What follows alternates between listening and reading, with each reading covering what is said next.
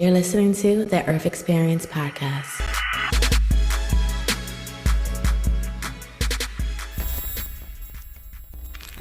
I'm Francina Simone, founder of the Midnight Scholar Society. Yeah, beyond being the scholar of the Midnight Scholar Society, who are you? Like, what beliefs make up Francina Simone? So, funny enough, I was just thinking about this earlier today because I happened upon this Chinese man on the internet, not in real life, who is currently living in China, and he speaks his natural ethnic language. He's from the Miaso, I think, ethnicity in China. And he was complaining about the fact that when he went to university, he didn't speak standard Chinese. And so it brought up the question of language and who you are and how that stacks up against, the world and stuff. And it kind of brought me back to this. Oh, and someone else brought up in the conversation, it's another thing about Chinese culture, was that Chinese culture went from providence of gods to providence of people, believing in humanity. And somebody mentioned that, and it was such a binary to me. So finally answering the question, the belief that makes up me is the fact that we live in parallel to a spiritual world. And that spiritual world is made up of all of our ancestors. And that's just what we call everyone who isn't here right now, like on the plane somewhere. You know what I mean? And I think that to have a healthy relationship with oneself, it's just like having a healthy relationship with a romantic partner. If you avoid it, it's going to have problems. If you are anxiously attached to it and you need it for everything, you're going to have problems. But if you can rely on yourself and show up, enjoy, to be a part of the happening, then you are. And whoever you are is whoever you choose to be in that moment. So that's who I am. I am who I choose to be in the moment. Okay. It's whatever it is. It's whatever's happening. That's the only way I can keep myself organized. Whoever I choose to be in a moment. So that moment, does it last? Like, are we really talking about the moment, or is some of these moments for a season? Like, for a season, I am, bubbly. Right. For a season, I'm to myself. For a season, I am into the Bible. For the season, I'm not. I'm into astrology. When you say in the moment, can you illustrate where you are right now in the moment? Even if it's just this fall or this day? So I think that's a good question because it's a multifaceted answer. That's based on context. So like for context right now, I play many different roles in my life. Like I am, meaning I am a spirit that exists. I'm a soul and I have a body. Now, that body has occurred some years, you know what I mean? It's occurred some mileage. And in that time, I've collected things like a family. I've collected responsibilities and to different communities and responsibilities to myself. And so every role that I play that to fulfill all of those commitments, that's all dependent upon the season I'm in, the position, the place that I'm in, right? And I think that's what's so freeing about the concept is instead of trying to be somebody, I just am whatever the moment calls for. So I have 2 kids, so I'm not a mom all the time. Like sometimes, and it's so funny, I called someone that I used to work with a long time ago. We had a great relationship. She was my first agent, went out on a book with and stuff, and we sold my first book and things. And she went off to law school. And I was like, okay, bye. Because, I was like, dang, girl, you leaving me, but, fly high, fly high. Anyways, I reconnected with her. And I realized after I got off the phone, I was like, dang, she told me about some new life updates. I didn't tell her anything about my life update. I was like, by the time I got off the phone, I was like, dang, you wouldn't even think I had kids. I was like, we're good. Anyways, let's talk about this because, I was, talking to her about industry stuff. And so I do that all the time. And it's gotten me into some interesting kerfuffles is what I would call them. Because I don't talk about certain aspects of me that aren't present. If I'm hanging out with my friends, I'm not a mother. And I know a lot of people like to bring themselves to every situation, but if I bring my mother self without my children, and my children don't belong in my friendships, right? So if I'm bringing my mother self without my children into friendships, then who am I mothering? Eventually people start expecting you to mother them. They'll do that without you doing it. That's what I found out. I was like, dang, why are these people being weird?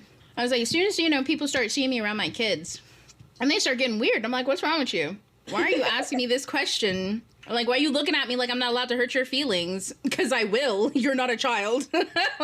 Yeah, I might see your inner child, but I have one too. And she says, boop, boop. You know what I mean? I don't do that to my small children because they're children, but they're also mine. They came out of my entire body. So it's like I that's why I like the concept is it allows me to walk into a room and say, like, who am I in this room? I don't have to feel like an imposter, nothing. I get to say, what's my purpose when I walk into this room? Some rooms I walk in, my purpose is to spy. That means I'm not making friends. You ever try? That's like going into a conference. So I do this all the time when I go into conferences of industries I'm not in. I'm like, I have no, like, we can't network. I'm not in here. Like, you will not, all the people here are trying desperately to get somewhere, and I'm trying to peep some information. You know what I mean? I'm just blending into the background, listening to all the things. And yeah, sometimes people come up and they're like, oh, hello, who are you? Where you work? And I'm like, oh, why are you talking to me? That's initially how I felt until I started saying, like, who am I when I walk into a room? If I'm a spy, I know how to pass that off. I don't need to tell people too much information. I can just keep it light and keep it fun. And then, and it's fine. It really does help. How do you walk into the emotional exchange between people? Because we are humans, right? And when we walk into rooms where we're playing roles, it's easy to forget that people are humans and not to use them as tools. But when you know your purpose and you know who you are, then you know what part you play. And if you look like a villain before you walk into the room, you can be like, hey, maybe this isn't for me because I'm gonna have to play the villain here. That changes, especially as a Black woman. I can't afford to walk in rooms where people are like, you're the villain. Oh, absolutely the fuck not. Especially if I'm not. Oh, no. No, I refuse to be one of the martyrs. Oh, no. We'll have to get rid of the Negro so that we can all feel bad about the choices we made after she's gone. Absolutely the fuck not. Like, I refuse to be in that space. I watched that happen to the women that, came before me, and not necessarily so directly, but how they had to navigate that and the idiocy of it. And I was like, oh, absolutely not. I just want to be myself. And people told me, you can't do that. And I was like, how you going to tell me not to do what I'm already doing? And then they'd be like, oh. And then I'd be like, look at you looking like a fool. Oh, man. And yeah, I don't look back. Honestly, I've been here 37 years now. I'm headed on, now it has been. I'm in my 1 year. I just had my birthday. And I will never look back. I will never look back. Life before now was ghetto. It was terrible. Things sometimes were pretty. I've seen beautiful things. I've seen beautiful people. I've seen horrible things. I've seen ugly people. I have seen it all. And the one thing that I can say is I have no regrets because I said I am who I am, and I change every day. I grow every day.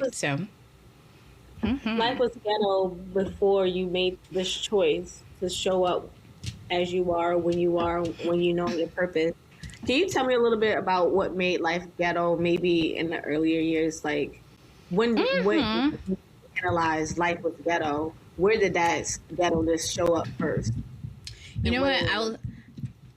I'll say two things. So it wasn't necessarily when I made the choice. In fact, I will say that life is ghetto when you notice that something ain't right and everybody's just ignoring it.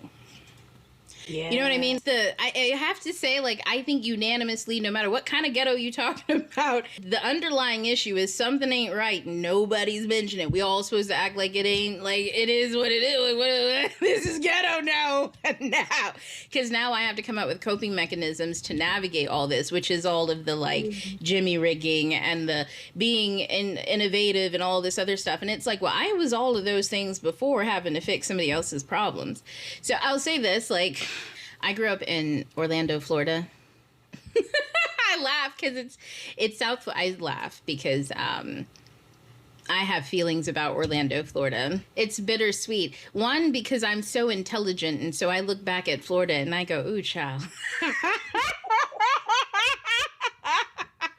I did this as I was in elementary school because, I moved all around and all over. I was born in Germany, so I had preschool in Germany. And I'm telling you, the system there, they treat us like little people who were adults. We were little adults. I formed some cognitive memories at a really young age. And I'm like, it's only because of the, like, calm atmosphere, the Woodruff as, like, teaching. But when I came to America, things were weird. I did school in Connecticut. I did school in Florida. The one thing that I noticed about Florida was they're about 2 or 3 years behind Connecticut.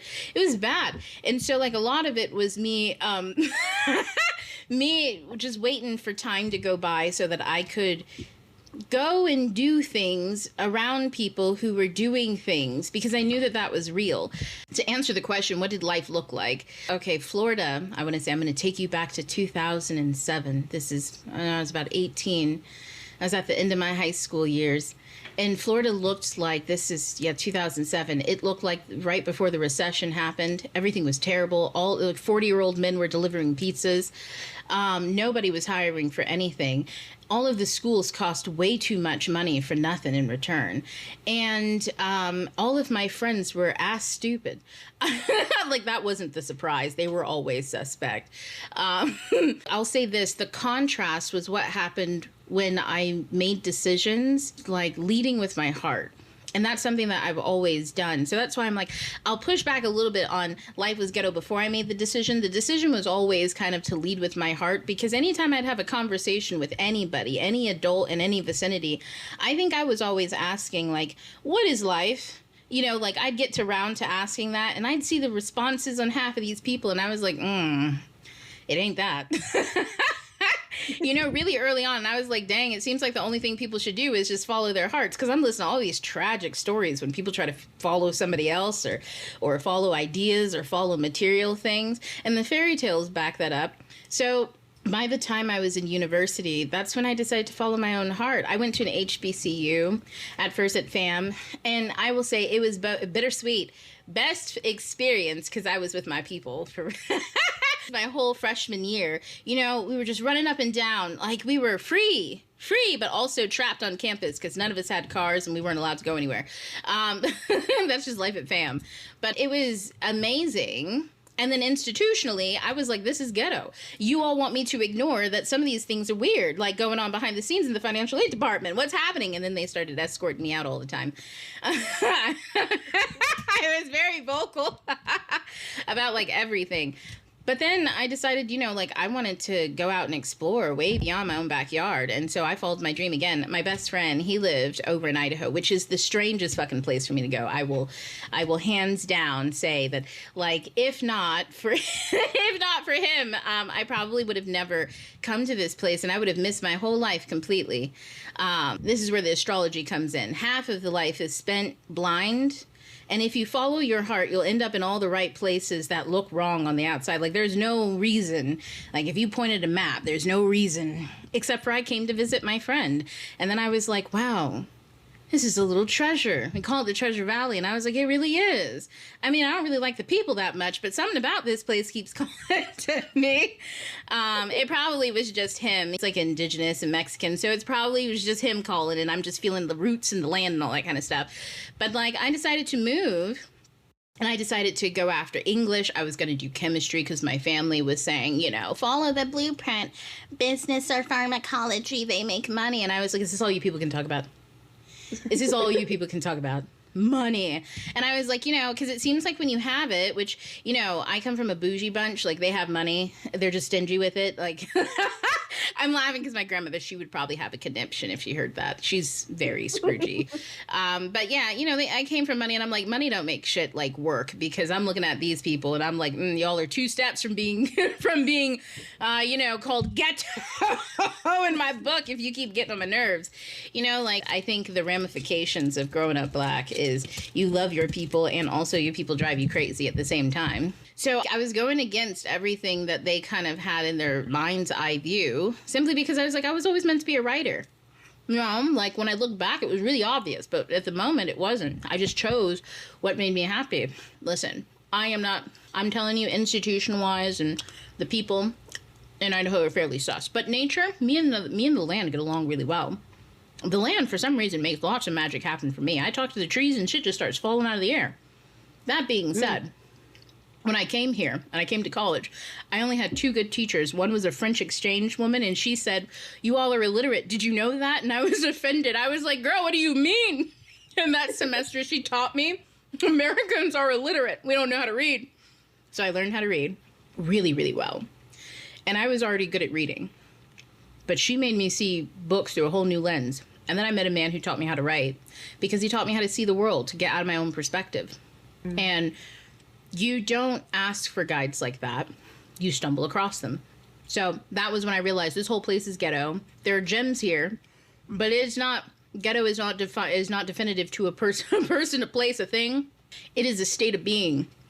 And when you walk in coherence, when you say, I'm not going to do all of that, pretend like stuff's not happening just to make things get along, I'm going to do what feels good each and every step of the way, even if I don't know what that looks like on the other end, because I didn't know what that looked like.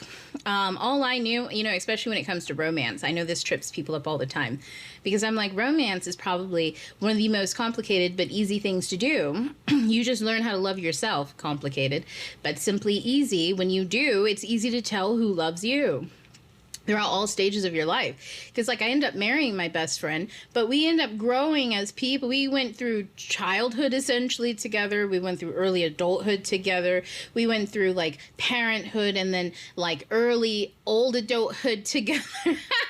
You know, those are different like iterations. And I watch somebody completely cocoon and transform, and I see myself doing it.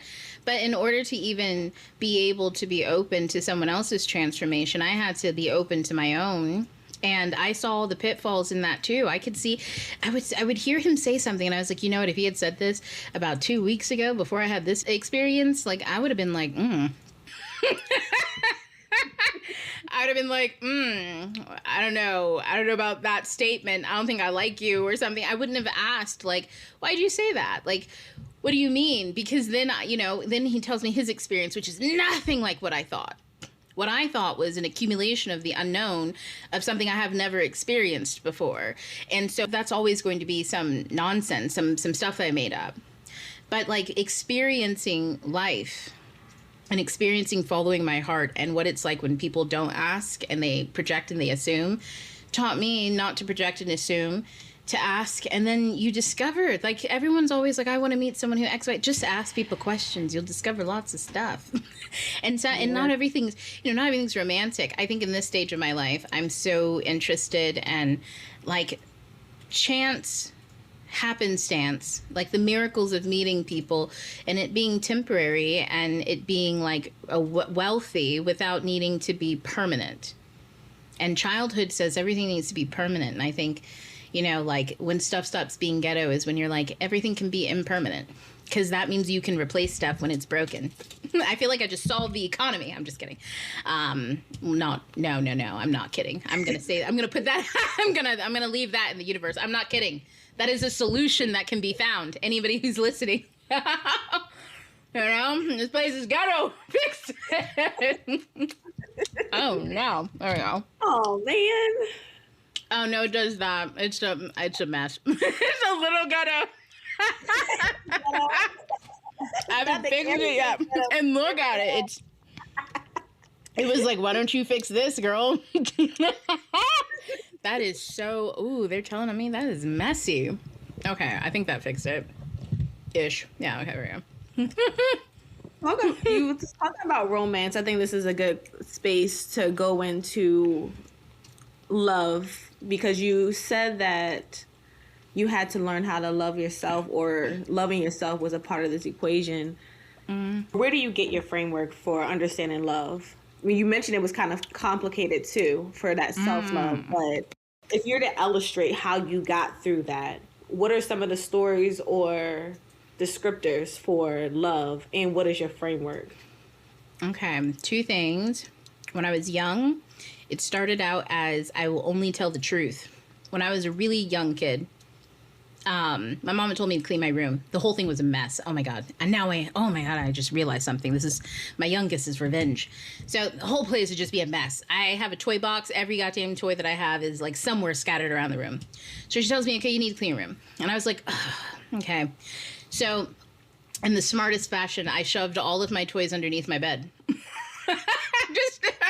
just bulging out and everything. I don't know. It was like a little critter book or like the dumbest idea. And then she comes in and she looks at me and she's like, clean your room. And I was like, and she's like, don't even. And I was like, okay. And then I got so upset because I had to get on the floor, dig out all those toys, and then put them in the toy box. And that was the moment that hit me. And I was like, it would have been so much faster to just put these in the toy box the first time. I tried to hide them under the bed. I tried to hide the mess instead of cleaning up the mess. And I was like, I should just done it the first time. That was a seed that was planted in me. I swear to God, those are my ancestors talking to me. They were just like, girl, it would have been smarter. Why? But this is before I learned how to talk negatively towards myself, because the solution came as it would have been faster. It came as a positive thing. So as I got older, I was about 16, another interaction with my mother. Up until then, I always try to find the best way to do something that avoids having to do it again. That's how I learned the lesson of tell the truth. So the second time, man, everybody knows this one. It's the take, after you get off, after you get home from school, you're supposed to go straight to the freezer and take the chicken out and put it in the sink, because, if your mother works, there is absolutely no way that a Black woman who just got off work is going to get off work and cook and figure out how to defrost this chicken, because we don't defrost chicken in the microwave and stuff like that. Nick, no, it needs to defrost properly so the food can be good, because the last thing she's going to do is eat some janky ass fucking food after she worked all day, and especially not even be able to eat the food, because you get the whole argument. Like, I've heard I got yelled at so many times. So two things happen that moment.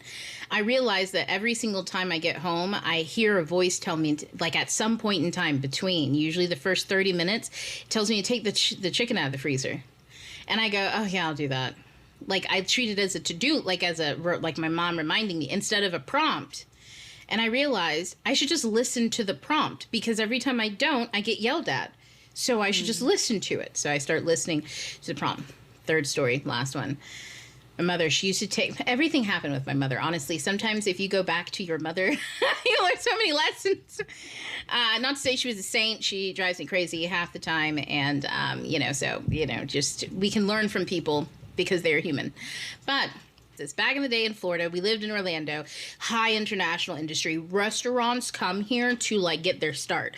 So high hospitality, we got Disney, we got Universal, we got International Boulevard. Okay. The restaurants with their takeout is not only bomb, but it always comes in great containers. Nonetheless, it's plastic. I don't believe in saving plasticware because, and I used to tell my mother, I used to call her by her first name at this point, because whenever I was making a point, so that she knew I was fucking serious. I was like, I don't know why you need to hear this.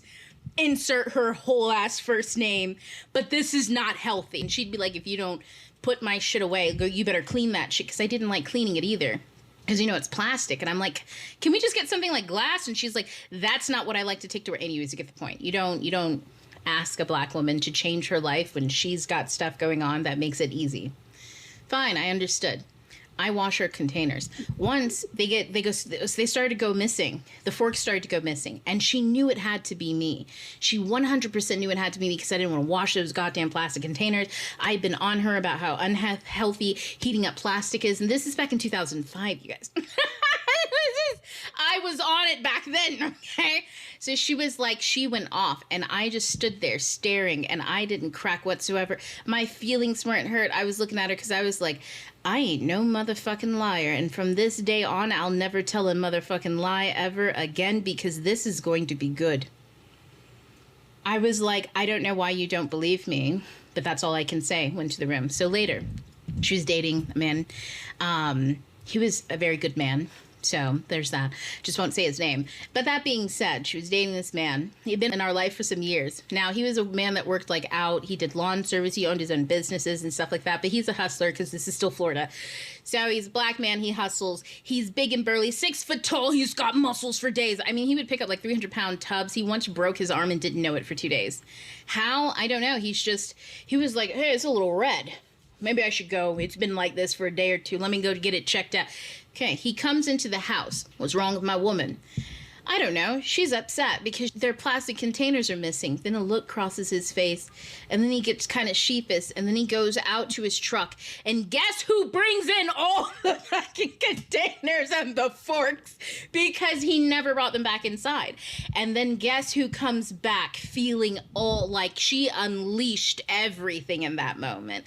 I'm talking, she was probably unleashing the trauma from her own mother, who was from the 60s, so she did take those drugs, that's those women did back in the day to handle life, but it wasn't handling life at all. And she was still a Black woman, so she was stressed.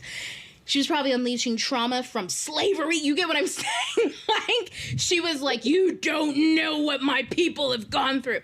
I don't think that her line specifically, experienced slavery as much as they were the people who were experiencing the people who had, and who had to like create community and fight and all that kind of stuff. So when I say these people, she unleashed, she opened up the portal, the veil between our worlds. And there was this blissful meeting between me and my soul as it finally clicked for me. It's about the truth. When you stick to the truth, love is always there. Like, I didn't have to be upset with her. I didn't have to be frustrated. I didn't have to feel any kind of way. I didn't have to ruminate. I didn't even have to know when the plastic containers were going to come. Because as far as I was concerned, I was right. I know my memory was not faulty. I didn't throw anything away. And that wasn't the reason that I would have, simply because I heard her previously. Love. I heard her truth. I didn't need to know why the plastic containers were so important to her, but I heard the pain, the frustration of having to explain herself to someone who legitimately, why am I even having to explain this to you? I just asked you to like stop telling me to throw them away, right? Like, she had expressed a truth and I heard that. So I was good. I didn't have to feel any kind of way. And then the universe said boom, boom. And I tell you, from that day on, I was probably about 16. From then on, I experienced in every single way of my life an unfolding of me just sticking with the truth and then watching it play out. I thought my whole high school experience, people used to think that I was made of magic and stuff. And it's like, yeah. And I just was like, guys, I'm just remembering a conversation because legitimately I was here for it, because if I'm going to give you my attention, like I said earlier, I give you my 100% attention. I'm not going to be like half dissociated or half thinking about stuff and pretending like I'm paying attention. Also, people used to get pissed with me all the time because I tell them the truth. They'd be like, will you do this? And I'd be like, no. Why? Because I don't fucking feel like it. And they'd be like, well, that's mean. I really need help. Okay, well, this is what I did to do it myself. What are you going to do? Like, don't push stuff on me that's not mine. And if you want my help, you want to negotiate, that's fine. I'm going to hear you out. But, like, I'm still going to sit in my truth, which is I'm tired. And if I shift, and now here's the special part. If I turn around and shift and say, you know what, I will, even though I know that I cannot turn around and get frustrated with that person if I screw myself over, overextend myself, et cetera, et cetera, et cetera. And every time I've extended myself, then mad, somebody else played in my face while I'm overextended because they think that, you know, I'm on board for it all. I remind myself, you did that. Truth. It's an ugly truth. I let it go. And then it turns out that the other person wasn't playing in my face. They actually, something else happened, and they're super grateful that I didn't blow up. And they realized that I did a lot more than X, Y, and Z. And I'd be like, wow. It's not about being a good person. It's just about truth. That's what love is. It's Venetian, right? That's the Venus energy. She's the Taurus and the Libra. She's the creator, but she says there's beauty and ugly, and there's ugly and beauty. Balance, Libra. There's truth. Can you weigh it? Can you see the truth? And that's all you got to see.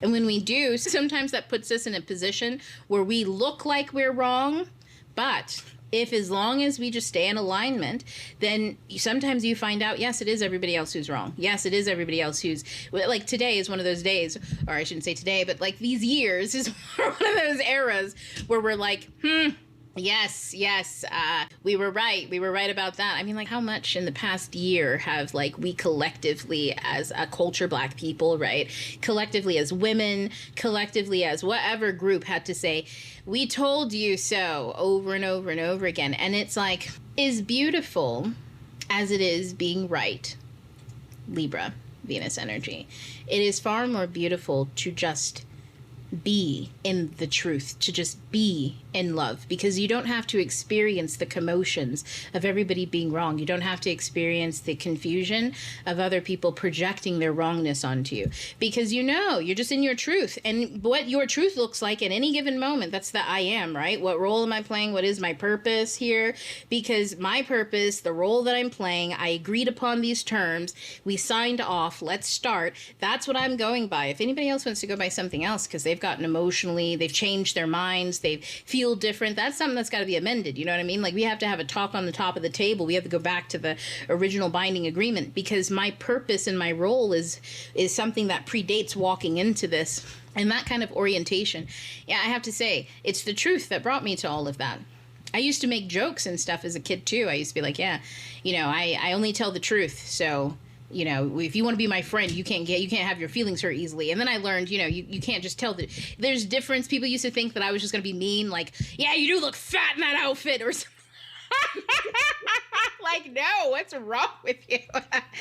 That's not the truth. The truth may be that that's unflattering, but it's unflattering because of the cut and the design, and you're trying to stuff yourself into somebody else's vision. Why don't we find yours? Like, there's so many different ways to tell hard truths, soft truths, happy truths. Sometimes the good truths are the hardest ones to tell. For me, oh my God, I get so bashful. Even in romance, like, I've known this man like more than half my life, and I still get bashful. Occasionally, I'll see a side of him, and I'm like, oh my God, I feel like I'm a child, like, young, like 16, like, oh, excuse me. And then I feel like, ew, no, we don't do that over here. We don't put no man on a pedestal. Get down. And then I'm like, oh, shut up, bitch. This is you in your own head. All he did was sit there. And then I'm like, oh, how are my hormones today? But you know what I mean? Like, life is still messy. It's just, we don't have to be messy on other people's time. Yeah. I think that answers the question.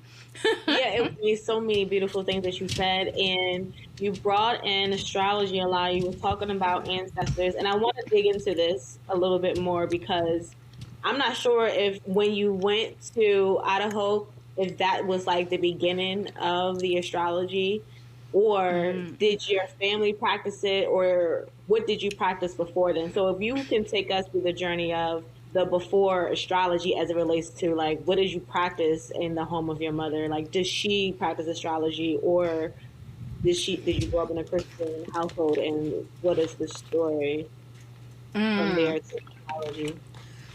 Oh my goodness, this story, it's a mess. So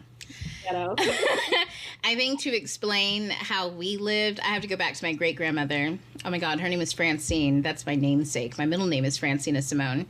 So Francine, she was, it's been known that I'm reading Peter Pan right now, the original 1911 book, and it's wildly unhinged. But Tiger Lily in there, she's what Barry describes as a redskin. The terms. They're on a plantation in, like, the Caribbean, on a sugar plantation. And Tiger Lily, she's one of the quote-unquote redskins that he fights. Him and the Lost Boys, the pirates, they just be running around the island fighting each other.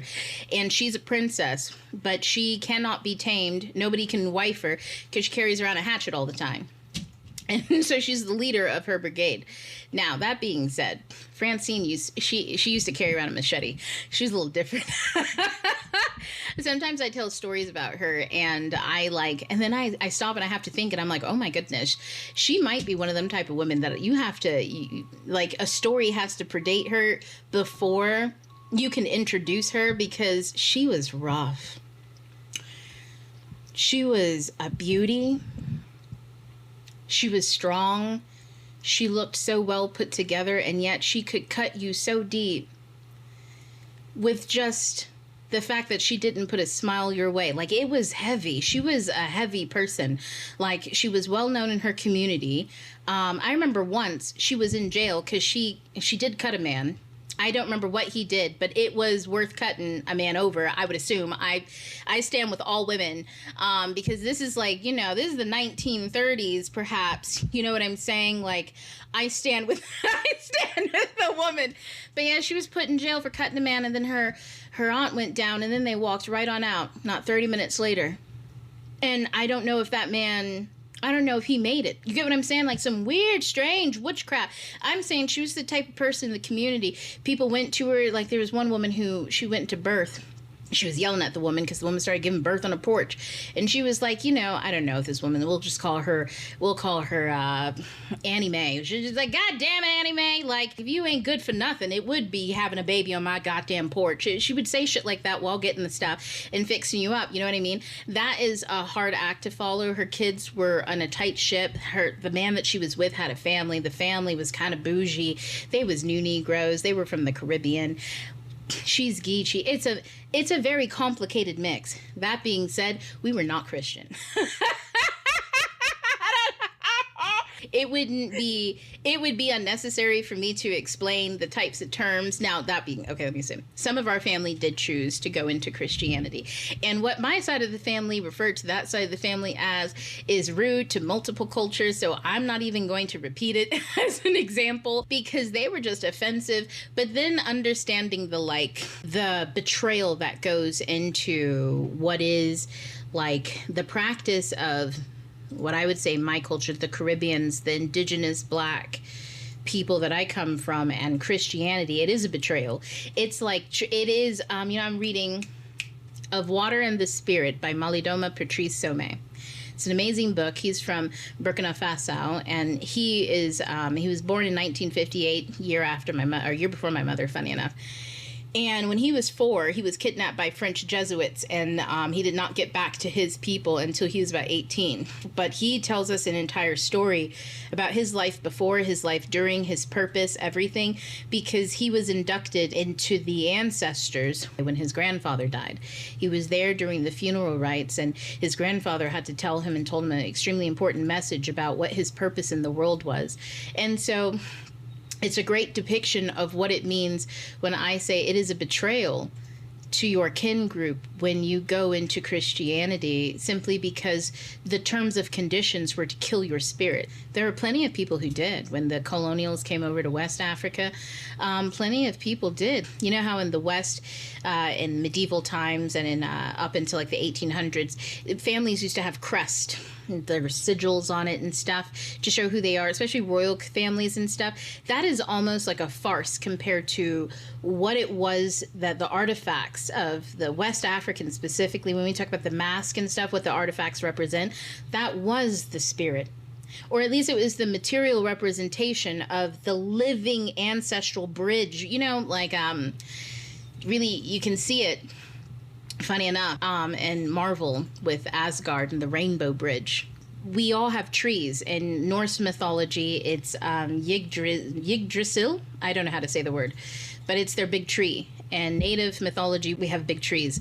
West African mythology, we have the baboa tree. In Chinese mythology, there's a tree. I don't know what their tree is, but there's a tree.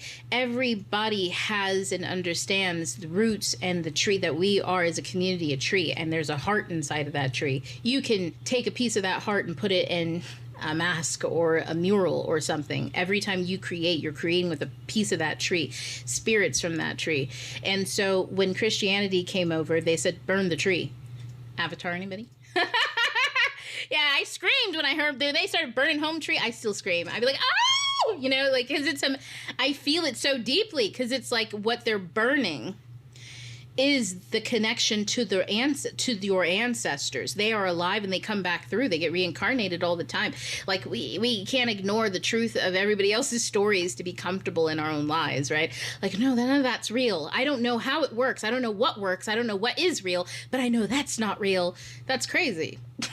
It's a lie, because the whole point was to burn the connection to the tree, because then you wouldn't know who you are and you wouldn't know how to be. You wouldn't know how to walk around this world like it's yours. Like, you ever go into a specific area or a place and you just feel out of place, like you have to ask to be here. You have to ask to navigate it. You have to ask to feel comfortable. You can't take up space or ownership. And then you see a kid about 2 years old from a WASP couple, just a white American. And then that kid's running all over the place. They got his shoes off, sticking his toes, the light sockets. I'm not trying to be like crazy here, but we all have experienced it.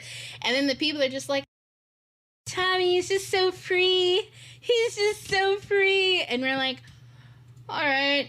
I mean, he's about to out there. He broke the vase. He broke the vase, and now there's dirt all over the fucking floor. The plant's dying. The receptionist is freaking out. She doesn't know how to fix that. And Dad's going out to take a cigarette. Deadbeat Dad taking a cigarette break. Here comes white mom. She's embarrassed. Oh, she's looking at the black woman. She feels judged.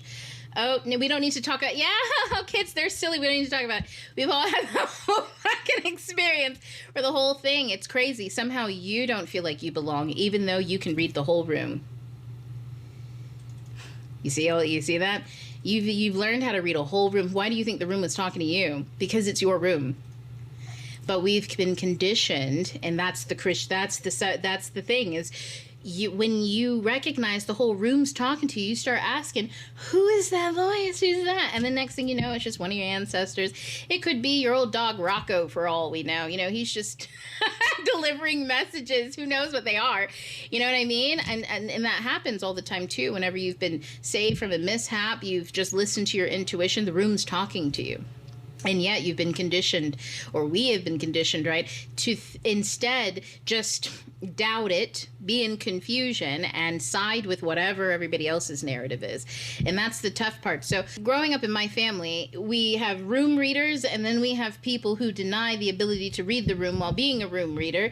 That's frustrating, and it feels like a betrayal. So I grew up in this space where everybody's a room reader, but they're too much full of, I want to say, hostility and frustration, because being a room reader doesn't exactly bode well in life in America in the 30s, 40s, 50s, 60s, you get what I'm saying? 70s, Jesus Christ, 80s, 90s. Like, only now are we really just like done with it. And we're like, you know what? Fuck you, elephant in the room. I'll just state it. That was a dumb fucking idea. Anyways, who's wearing what to the picnic? Did anybody see Vanessa Williams' outfit? It was beautiful.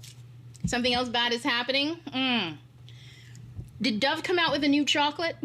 You know, we're just like, I'm done. I'm not reading the room for everybody so they can come listen to me, call me crazy, run out, do whatever they need to, and make sure I die in it. That's crazy. So I don't know. That was kind of off topic of the answer. I guess that's what I grew up in, is the frustration of all of that. So I never grew up Christian, although my biological father, he tried.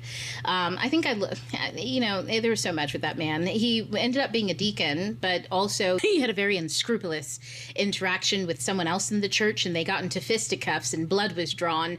I don't know. I just think it's unholy behavior of people in a church. I remember the way that I just told you is also the way that I take the news. Like, it's happening to someone else. I'm like, well, all the best to that man. I don't know what to say. I didn't know being for Jesus was such a costly activity. Like, it doesn't sound like Jesus was there at all. Maybe you all need to find a new place of worship. I don't know. But, yeah, there was that. Once he sent me a Bible when I was 16. Well, not an actual one. He wrote, like, something. It was very long. It was like a play. And I remember I was watching those Tyler Perry plays back before they were movies.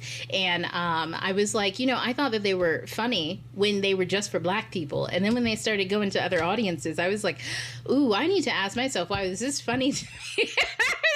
I was about 14, 15, and I was watching them on a bootleg disc and stuff. And I was like, it's kind of funny. I was laughing at I thought this is satire. It wasn't. So, yeah, I think he was inspired during that time. That's just about as close as I've come to Christianity, is sometimes him being wayward and strange, and me saying, no, thank you. And all I know is that anytime somebody had ever tried to force me to do anything, things happened to him. All I know is that he wanted me to, and I didn't, and it was never an issue. And, I'm just saying, I can't tell you what it is, but that has happened on multiple occasions in my life, especially when it concerns, Christianity. There is a force that, pervades me that's just no, you have to come as is. And it's a Jesus thing, too, because I hang out with Jesus. I don't got no problems with him.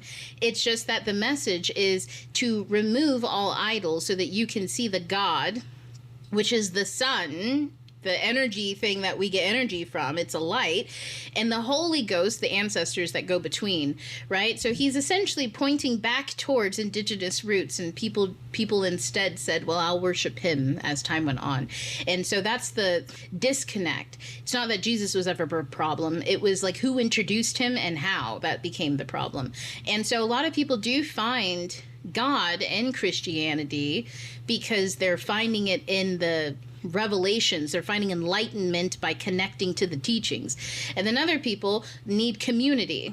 because community is broken, and they're willing to do whatever it takes to be there, include being a perfect Christian, and that's where the disconnect happens.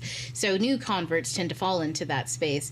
That's my history with Christianity. I don't really have too much besides being surrounded by it all the time and being like, get back, get back. I'm telling you, I was listening to... go ahead. Would you say there was like really no faith that like your mom... This is interesting because you mentioned your dad, and I wanted to know about this because earlier on you were talking about your mom. I'm imagining or making a connection that maybe your mom is this side of the family that's also a room reader, but somehow she ends up with your dad, who is a deacon. Was that? Yeah. Well, he wasn't a deacon when she met him. He became one later in life. I think he was always religious. Like, the best way to describe life back then was the room readers had no idea what they were. Like, my grandmother, she always understood and knew spirituality to some degree, but she also feared it. She had especially like later in her life, she started listening to Joel Osteen. And I was like, yeah, she lost. I saw it going that way. She had some things going on in her. She had a rough, I want to say, upbringing, because she had my mother when she was 17, and she felt like that was a stain because her bougie side of the family, her father's side, was very much all about appearances, and like everyone on that side of the family is a prominent member in the community, so appearance really mattered. And so they weren't really Christian, however they were practicing white respectability. And then her mother's side is country, and that's what we called it, country. We didn't call it spirituality. It's just country. You just are. Like, people just look, it's just like, just be yourself. I don't know what it means. That's what people would do and say when you're like, well, what do you believe in? I don't know. I just believe shit when I see it. And you'd be like, God damn, why are y'all so hostile? Be like, because you asking me all these crazy ass questions. I don't know. Well, why are you asking? And I'd be like, oh, why are you frustrated? And then, I'd come to realize, like, oh, maybe there is either you're Christian or you just have a relationship with God. That was what my thoughts were until I got much older. When astrology came in, honestly, that was probably when I was a young adult. I'd always been deeply into paranormal stuff because I am a witch. So it's like I'm half blind to myself and also very much aware. So there's, I'm living the experience and just assuming that this is normal for everyone. And as I express myself, as I project how I view the world, and then I'm seeing, no, that's not normal. Like, I used to talk about synesthesia like it was just breathing. I thought everybody could see movies in their heads. I thought everybody could hear and connect and talk to. Like, half the stuff you sometimes to this day I still hear people talk about being psychic, and I'm like, oh, I wonder what that's like. I'll mention it to my spouse, and then he looks at me and he's like, you got to stop doing that. And I'm like, stop doing what? Acting like you don't already do this. I'm like, what are you talking about? And then he'll just rephrase it. And I'm like, oh, this is what they're talking about? That's when I learned that there was such a huge disconnect between what people thought spirituality was and what it actually is as a lived practice, because I was living it my whole life. I was just living it because I found truth early, enlightenment early, maybe. That's crazy. I found enlightenment early. I'm just one of those special ones. No, but like obviously we're Black women. That's just what we are. Like, we are the embodiment of it. That can't be denied. That's just the truth. And so I think just like living that way and not being inducted into colonialism as I got older is what created the schism, where all of a sudden I was interested in Greek mythology as a kid. I started getting into astrology as I went on, maybe in my 20s. And then because I'm an avid reader and I read far and wide, I wrote a book and then I broke the world. And so the question was, what happens next? And that was a multiverse. And so I was like, well, maybe I should learn about quantum physics so I can understand how that works. Science fiction for fun. And then I ended up living it. And I was like, oh my God, I don't know if I'll ever write a book again. What's the point? This is my life now. My life is the book. And then the realizations of it all, of like the integration of what I was learning and what I was living started to happen all at once over like just 2 years, I would say. And then I think everything really got cemented. Some years later, I did the Midnight Scholar Society, where I taught everybody just like the tools. I was like, well, these are tools. I figured them out because life was weird and I didn't like ghetto. So I just came up with these tools, and then teaching those really helped also, because I had to read more to give language to people that didn't have language. I didn't have the language to give to people, so that kind of created what you see today. My ancestors have always been there, and even the folly of my like human kinfolk, you know, the ones that are still here today, even through even their follies of being lost. Because I'll say, I think the whole boomer generation, the generation before them, there is no way for them to see the light while they are literally just being shrouded in global darkness. You know what I mean? So there was nothing but the white light of Jesus growing up. And I was just like, well, that's blinding. We don't need to dive into that, but it is there. And that was kind of life from maybe 89 to about 2016, I want to say. And I'll end with this. I think for everyone who is, I don't want to say like me, but there's a shaman aspect that comes with this. Like, I'm a farer between two worlds. Maybe that's what I should have said when I am a farer.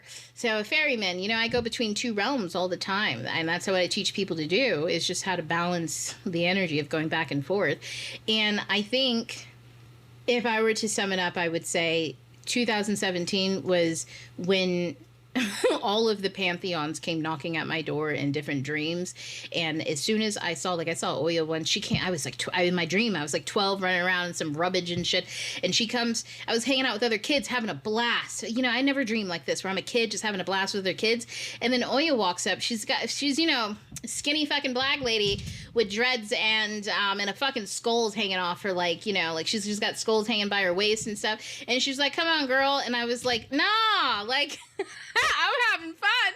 And she was like, man, you know, like, I ain't gonna wait on you all day. And then she like left, and I was like, man, I only got like 5 more minutes or some shit. And then I woke up and I was like, I was like, how dare you? I was like, like, where'd you come from? Oh my God. I was like, is this what it is? I was like, is this what happens when you get initiated? They just pop up at you? And then, yeah, like, you know, then life got crazy after that. And then different pantheons, too. That's another thing I want to mention to people is, like, while we're not meant to appropriate other people's culture, if you are introduced, especially in your own dreams, there's nothing wrong with learning, because there's a message. And it's the decoding the message that we integrate, not making it an identity that we, like, you know, I hardly ever talk about the deities that I talk to, except for the Greek ones, because I use them to help other people learn, because they speak English. Greek iconography is everywhere. But other than that, I rarely talk about it, especially from other cultures and stuff like that. But, like, yeah, you know, like, I get the blue Indians all the time up in my dreams. Like, they're always hanging out, giving gifts. Christian's my best friend half the time. You know, when he comes around, it's a great time. The Norse ones, sometimes some people from Chinese mythology pops up every now and again. And I'm like, I don't even speak Mandarin. Like, hey, you got gifts. I got it. You know, like, I'm here for you. You know what I mean? It's like, it's wild, because what we're connecting with is, I don't know how to explain it. It's like every life you've ever lived in some way, shape, or form. Once you were a human, part of a story, and you knew the gods, and they never forgot you, even if you look different now, you sound different now, you are different now, you go by a different name. It's like, that is a beautiful experience. And I think if I had to say anything about how I grew up and how I came into spirituality, it's like, it's an unfolding that happens to you. And it's not something you go into. It's not something you need to be born into. There will be cultures you can't be born into that will come to you. You know what I mean? It's just more so a matter of, like, when it happened. Do you have a hard stop?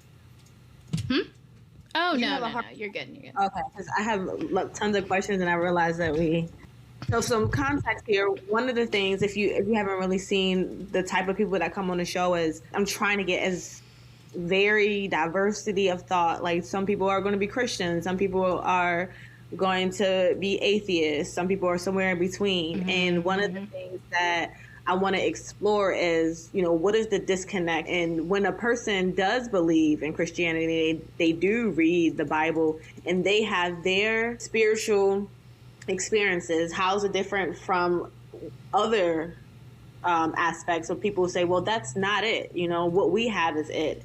And I don't know if I want to know this just so I can like put them all together and just hear stories next to each other, or if I think there's one that is an ultimate truth. I'm more curious about the fact that everyone believes that their truth is the truth. So when we're talking about truth, which I love that you brought in, it actually just started as a really basic question with my children about like which world you would choose. But now it's into every content, and now I keep seeing, and now I'm talking to you. When we talk about which world would you want to live in, there's a world where every time everyone engages with you, they're honest with you. To your point earlier, honest doesn't mean brutal, but if they don't like you, they don't like you. Like when you mentioned earlier, if I don't want to help you, I don't want to help you. But it doesn't have to be brutal. But the world is honest. And in this world, there's an opportunity for you to get to your truth, to know who really likes you, but it's not guaranteed, right? The other world is everyone caters to your needs, desires when they engage with you, but they're all fake and phony. Like Yeah. But you get that satisfaction of whatever desire needs that you want. And when I was going through the assignment, I was doing a few street interviews. Everyone chose the world like no lying, it was good.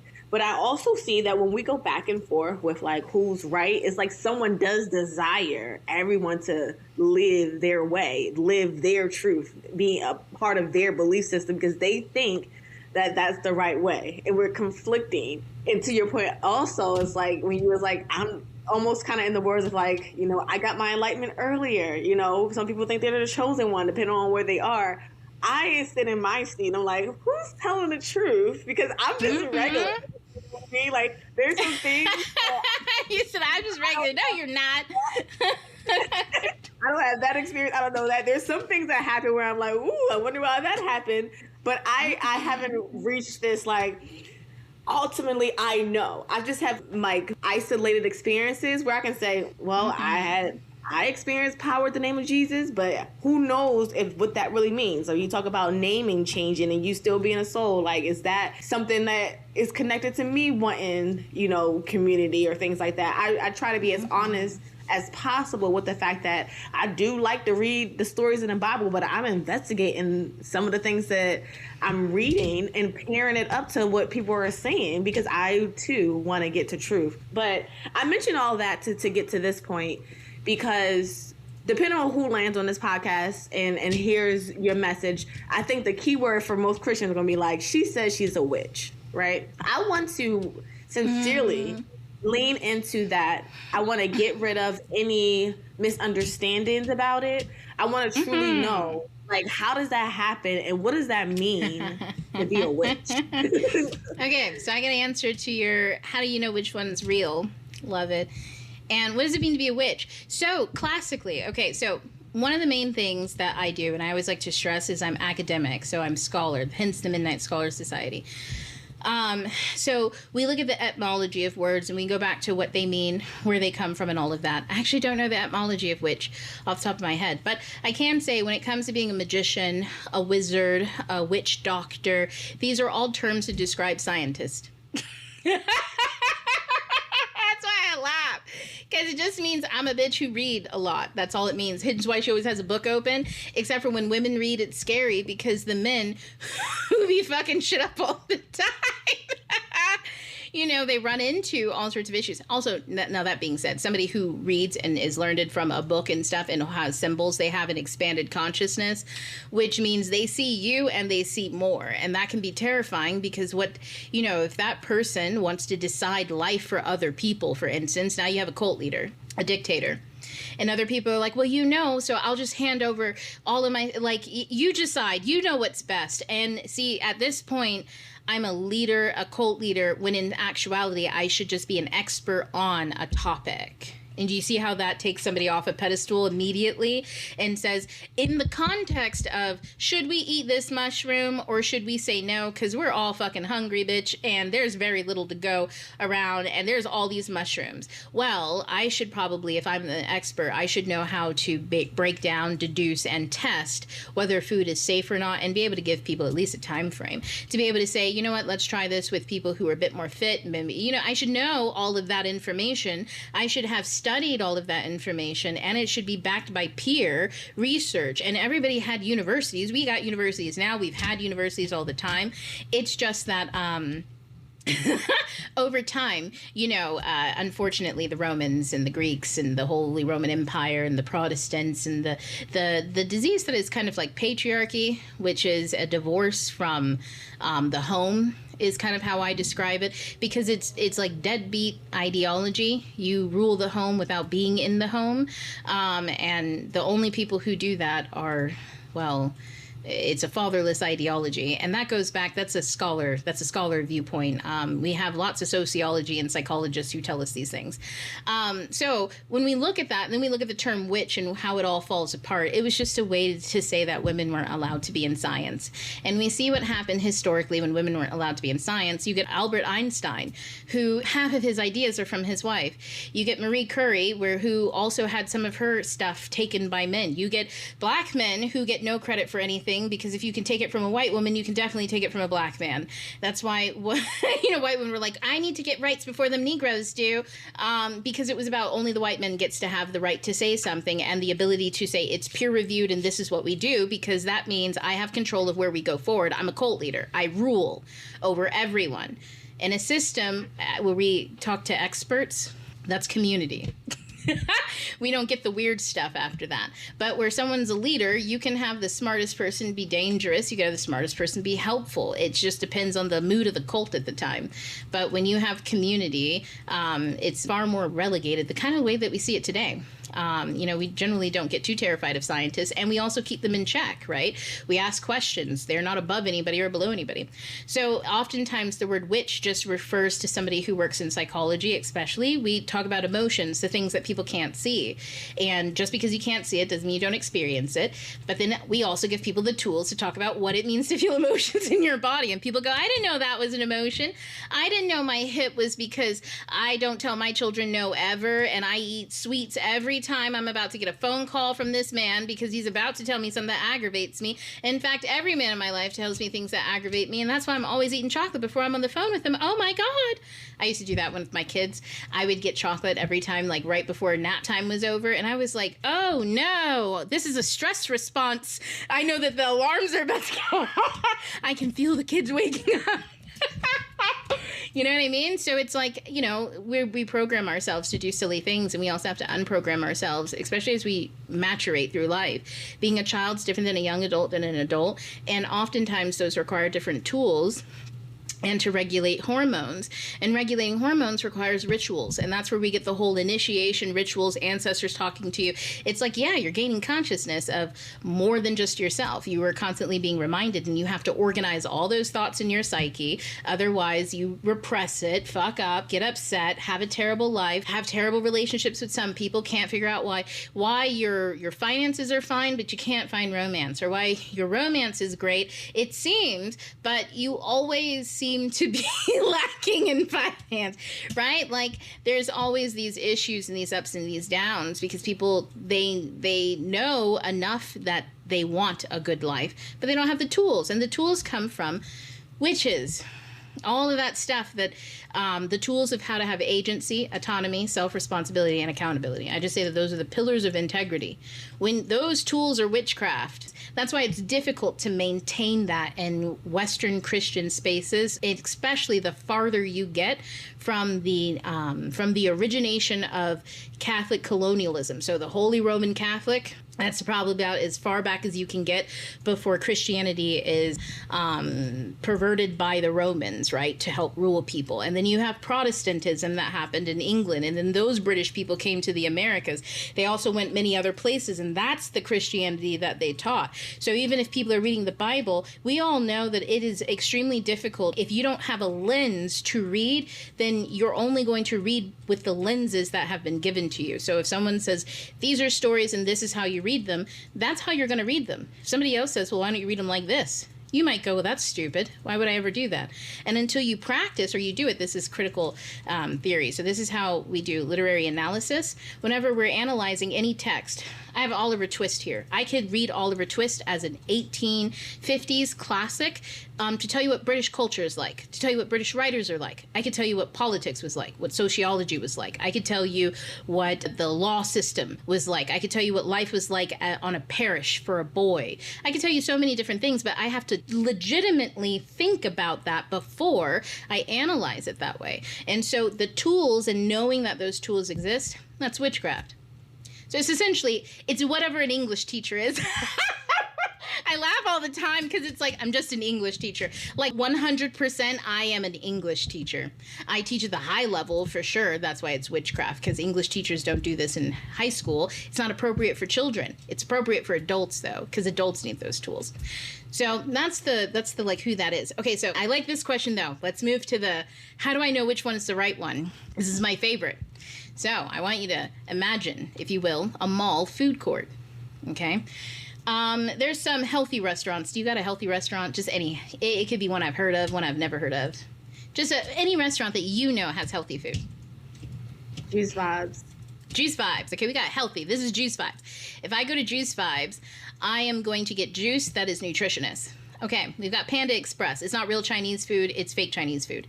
I've got, let's say we've got a Chinese spot that's actually there, and it's Chinese food made by a man who just came from China, and he's a top chef. He's a top chef there. He's just building a restaurant here. He wanted to live in America for the next 10 years, so he's building a nice restaurant here. He sources all of his foods, ingredients. He's a top chef in China, though. Like, people pay $20 a plate there. They're going to pay about $10, $15 a plate here. He's going to introduce cool street food instead of high boutique restaurant food, okay? We've got Papa John's Pizza. We've also got a Mediterranean spot. Healthy Mediterranean food. We've got Taco Bell. We've got a real taco truck. We've got all sorts of different stuff. Okay, and then let me add some. We got some Texas barbecue. We've got some catfish from Louisiana, Florida. Louisiana gumbo, catfish from Florida. We've got clam chowder from Boston. We've got all these things in there. Which one's the truth? Well, I guess we need context when you say which one is the truth. Like the truth of, because the truth could be like which one is the truth related to this? Like which one truly is healthy, or which one is truly tasty, or which one is truly successful. So when you say which one is the truth in this scenario, is there more to like? Is there more descriptive to like how we are describing truth in this moment? Yeah, I think the best way to go about it is to stop comparing them. They're all different. They're all different. We don't even, no one is more right than the other. If I go to fucking Taco Bell, I'm probably going to be shitting myself in a little bit. It might taste good beforehand. There might be some horse meat in there. I don't know, okay? Maybe there's shit. Maybe everybody got their one guilty pleasure space that they go to where it's like something about it, it makes you, but it's also like, don't eat this consistently, right? The Juice Vibes, that's not going to fucking fill me up. But it's healthy and it has really good nutrients. But if I need steak, I might go to the Texas barbecue spot. You know what I'm saying? But what if I want something that's not heavy, but also like gonna satisfy savory wants and needs? I'm gonna go to the Florida catfish section. I'm going to enjoy based off of what it is that I need at any given moment in time. That's why I said I hang out with Jesus all the fucking time. I like Jesus. He's a pretty good, this is what it is. He's an energetic spirit. Okay, so he is a collection of who he was when he was here and who he has become as he integrates into the collective of everybody. We are always becoming a soul. We are always becoming spiritual in form because we're always dying. We're all going to die. We can't stay human. We're souls with a body. So the body will eventually die. The soul is the energetic marker of you and how you resonate. I don't go to Jesus when I am in hell. So when I'm in hell, that means I'll paint what hell looks like because everybody is in hell at some point in time. Hell is, oh man, okay. I went to this one Barnes & Noble and oh my God, never again. It's the older one and it was the Barnes & Noble when they took over, oh God, they bought out Barnes & Noble and they were dragging that shit into the ground until someone else from Europe came over to save it. But the old ones, energy draining. I went in there once, I asked for a journal, I knew that they had it, and I was there, so I was going to buy it, and they were like, oh, it's in the back, it hasn't been put out yet. So I said, okay. They were like, would you like to order it online? Baby. Don't make me turn into my mother right now. Please. What do you mean, do I want to order online? It's in the back. If you make me order it so that it can be available in 2 hours so that you can go back there and pick it up and hand it to me, I am going to. They were like, we don't have it. It's in the back. Hell. So I don't call on Jesus in those moments. You get what I'm saying? I mean, maybe I could, because he might help me out of it. You know what I'm saying? But in those moments, I try to ask myself, what's the lesson here? What is the observation? I'm in hell. That doesn't mean that I'm a bad person. There was nothing that I went to go get a journal to write a book, and no, I refuse to be like, you brought yourself here because you're a negative entity. Absolutely the fuck not. I got blindsided by a bunch of like Gen Zers who for some reason have learned how to copy hospitality voice without hospitality thoughts. Like there was no creative thought in there. I've gone to this Barnes & Noble so many times. I know that people go into the back, they get the thing, they come back. Like, this has been happening for decades. What do you mean all of a sudden? Man, I'm telling you. Anyways, that's a moment of being in hell, right? When you, for whatever reason, you cannot make sense of why somebody is being pissed, drunk, stupid all of a sudden. Everything is just falling apart all of a sudden. People who normally have sense aren't here. Sometimes you're in that situation with a person you know. Sometimes they normally have sense. You're upset about something, and then they say the wrong thing. That doesn't mean that they're evil, you're evil, right? That you're in hell in that moment. And that only means there is more, that there is energy that has gone unrecognized that you need to put your attention to because it's throwing you off balance to the point where you're experiencing life in an off balance way. See, it's a reflection. In that moment that I'm going into the food court, oh my God, Ray Fields is playing right now. I want to, in a field of gold and green, I want to fall into a stream in a field of golden and green. Anyways, Ray, it's a beautiful song that's kind of effervescent of this. But I go here to my ancestors to cry and weep. I have a character, I call her Willow, and I just made a post about a story, and in the spirits ask, why are you weeping, Willow? Thinking about the actual tree, it always looks like it's weeping, and it's the perfect place to go and weep, right? To just cry. It's beautiful. The leaves, they're crying with you. And as you cry, think Pocahontas. It was a willow tree, wasn't it?